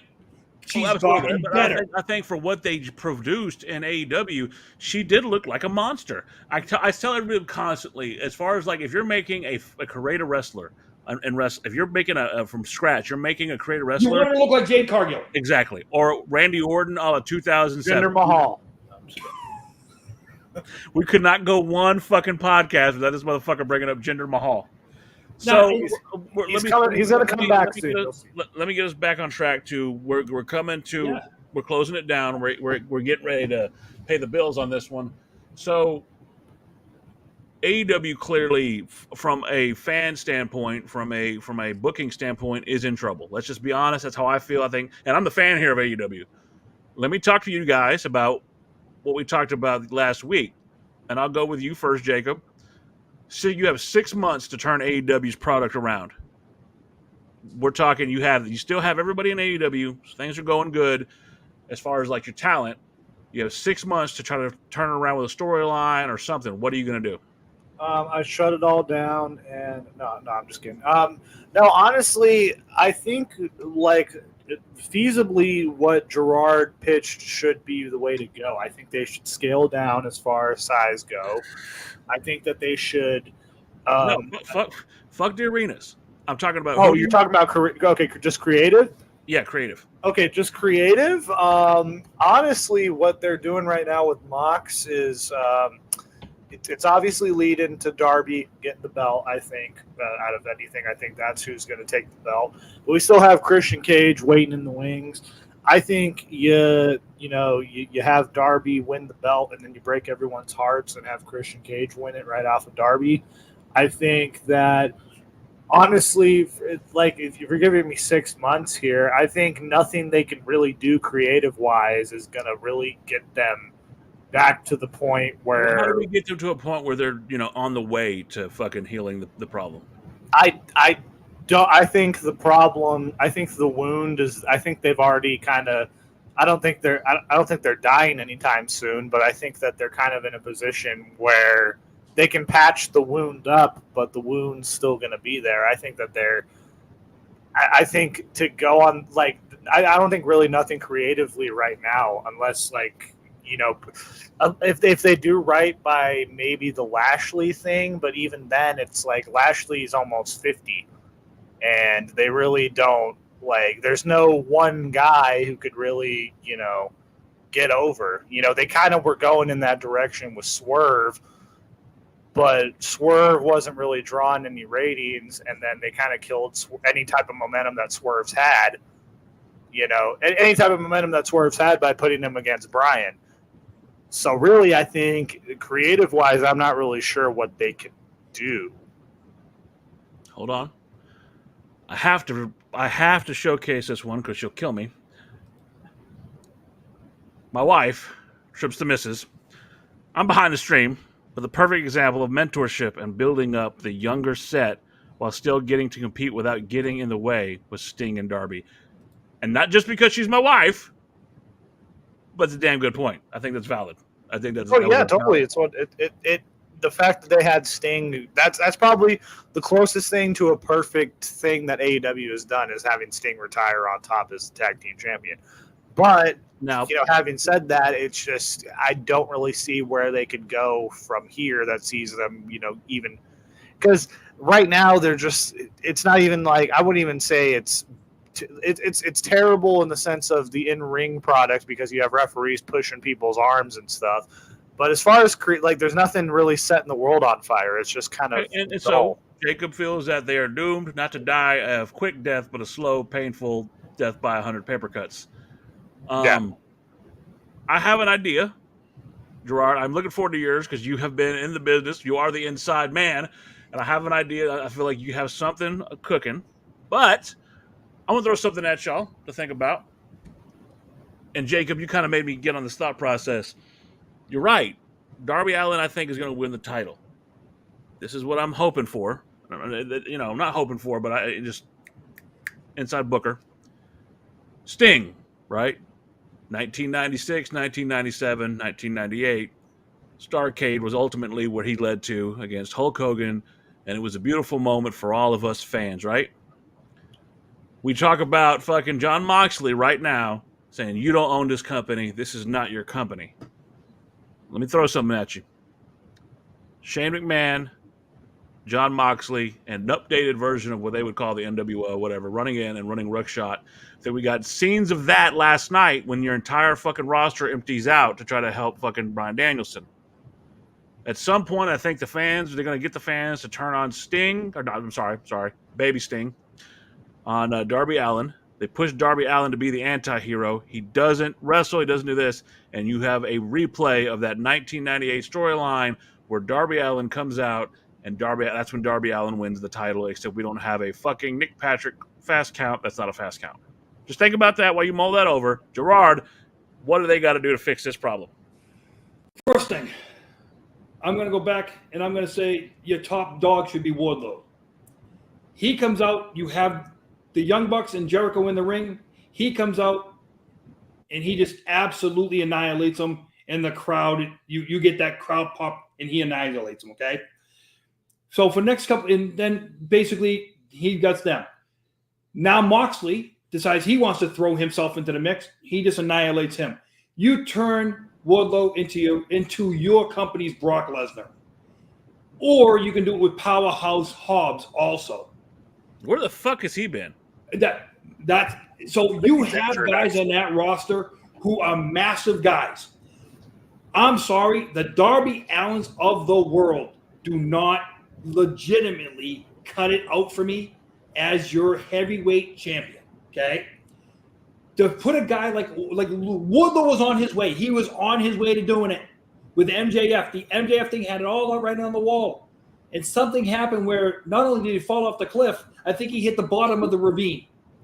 You need to bring him back, make him your baby face. If not, let him go. Same with Powerhouse Hobbs. You have these guys that have the look that could carry your company. The fans could legit get behind them, and you have them do the a la Steve Austin versus the establishment, but Tony Khan is nowhere to be seen. He doesn't come out, doesn't do no interference, and all he does is take out all the people the fans hate, gets that title, Okay, and you don't even have to give Wardlow the title. Let him be in the chase the whole time, because then you build up your storyline. You build up that storyline. 6 months from now, or something like that. Guess what? 6 months from now, you're right around WrestleMania season. If you want to wait to have Shane McMahon come out till right before WrestleMania season, you take the thunder out of WrestleMania season by having Shane do that, and he's the one that comes out and challenges Wardlow. You got that. You hold on to that. You do not release Shane McMahon now. Hold on to it till WrestleMania season, where you can take away from WrestleMania. And that's how you say 6 months. That's what you look at. As far as the booking and stuff like that, I told you where the booking needs to go. Tony Khan needs to get behind he needs to get out of behind the booking and bring somebody in who has somewhat of a half a brain to do the booking. Dustin could be your guy. Somebody who just about to hang up the boots, but who also has the mental capacity and the business smarts to run that thing. And he can also run behind the scenes. If you can't get him to run behind the scenes, get another guy. You have Ricky Steamboat around there sometimes. Somebody like a Ricky Steamboat, something like that. A veteran who could do something like that. But you have to be willing to put your weight behind those people. And if you can't do that, 6 months from now, Tony Khan, you keep talking about you're going to do all in Globe Life. You might not have the attendance to put it all in the sport. You're going at Snow Globe Life. No. He might not have the attendance to put it in the sportatorium, which is right, knocked down, right? Yeah. Be doing it in the backyard somewhere. But that's the thing. You have the guys there to be able to do it. The one guy you could actually have is Wardlow. Get him do it. But he has to do it against the right people. The right people are taking out the establishment EVPs. And put it this way, and you know who he brings out? Kenny Omega is the guy who introduces them to him, too. I didn't know Omega was called Kenny Omega. I mean Kenny, you know who Kenny. Yeah, I would love that though. Kenny Omega just comes out there, and I would love Kenny Omega, Samoan Kenny Omega. Kenny Omega. Or I'm sorry, as William Regal used to call him, Umanga. But no, I just say you go Kenny Omega, MAGA, have him go out there. But he's the one who brings them out as so it'd be great to where now you actually, because Kenny has the fans behind him. The other three don't. No. So he comes out, says, you guys have screwed me over enough, and I got somebody here who's going to take care of you screwing me over. Wardlow comes out and just boom, and that's it. But now you could have him and now have him do something every week, and then where he just goes off on just the EVPs, but you never see Tony Khan come out and get involved. That would be, and then at the payday at the end is keep Shane in the backworks and have Shane come out just before WrestleMania season. He put something in it against Wardlow. Yeah, and we have Kenny Umanga. So we're coming down. We got about 2 minutes left before we close it out. I think that we're in agreement. Right. Okay. What's going on, Skullduggery? Hold on. You just got here. Bonjour. So just so you know, Skull, our inside man over here is also French Canadian. No parlez-vous français. Donde está la leche? So, that's all I know. I'm half Mexican. I don't know anything. I don't know. No habla español, inglés. ¿Dónde está una biblioteca? Habla inglés, por favor. So I think we're all in agreement as far as AEW goes. TK really needs to take a fucking backseat, right? Like, we don't need to see fucking Tony Khan. We don't need to hear about Tony Khan. He needs to be the money man and enjoy the beautiful product that he could fucking have. I see where you're coming from, but you have that old school booking mentality, Gerard. I feel you, man. Hey, I feel you. But I think ultimately when you look at AEW, with Kenny Omega being out, the face of your company really comes down to Swerve Strickland and Darby Allin. Like, when you look at AEW and the guy, one that kids and teenagers and everybody that are fucking, I think that those for me are, if you're looking at trying to promote your company and you're wanting people to watch and you say, show me a match that I should see. See, you said it yourself, Gerard, every match is the same. Every match is the same. And I can't argue that because we talked about it. You made me look stupid by fucking talking about the event I went to. I couldn't remember who the main event was. Hey, I acknowledge that. But what I will tell you is, what I do remember is every time that little bastard coffin drops. What I do tell you is, I remember fucking that drive-by kick that fucking Swerve does. I think that's an amazing fucking move. I think that packaged fucking powerbomb pile driver that he does, I think it's sexy as shit. I think Swerve Strickland has the charisma to get over on anybody. Same with fucking Darby. All right, Darby's if we're looking at this generation, that skateboard, the face paint, the fucking bone skeleton tattoos all over his body. I think that Darby Allin is an example of what this generation really is leaning towards. And you got to understand, other than Jacob, you and me are the old men here, Gerard. We don't, like, it goes back to it. That damn rap music, damn kids and their shit, that hibbity Hey, hop. wait a minute, hold up. I grew up with NWA, dude. I understand, motherfucker, but like, we're not part of that hibbity bibbity bibbity bobbity mumble rap shit. Listen, hey, I don't do anything. I'm not a Swiftie either. Okay, I believe that. I mean, I'm literally sitting here wearing an All-American Rejects shirt. So, what I'm saying is, I think that your generation, Jacob, is going to take us into the future, and I think Darby Allin speaks to that generation. God help us all. Not if it's not. Just so that you know, and you guys, I don't know if you guys saw it last night with Jerry Lynn and Chris Daniels in the back. Those guys wrestled for the love of the business. Absolutely. I think they're in the back now for the love of the paycheck, because they can't get guys to do what they used to do. Well, I was going to say earlier, like, they literally have Christopher Daniels under contract, and what does he do? What does he do? He came out a couple times on Collision, and I forgot he was even employed, to be honest with you. And he came out, and he's the general manager of AEW now, or something like that, or he's the mouthpiece. I don't know. It's like, what does Christopher Daniels even do in the backstage sense? They had Kazarian there, and Kazarian left for TNA. Yeah, but Kazarian was trash. I'm sorry, man. Kazarian's always been trash, but like, at least he's better than fucking Jack Perry. He can at least give Jack Perry some advice, but Jack Perry doesn't take advice. And again, that's something for next week. Maybe we'll talk about that. Well, hey, Dan missed out. He's wrong. You don't have the face of AEW is not Swerve Strickland. It's not Darby Allin. It's Jack Perry. It's Repo Man. It's fucking Repo Man. Bring him back. They should bring him in to, he probably gives some knowledge. Like, what's he doing nowadays? He's working lawn care with Gerard over at the fucking Boston Garden. There are no lawns in Boston. That being said, I am Dan. That is the inside man, Gerard Millette, and the kid himself, Jacob McGovern. We've enjoyed having y'all here tonight. Thank y'all so much. Be sure to be back with us next Sunday. Same Stone Cold time, same Stone Cold channel. And we're out. Peace.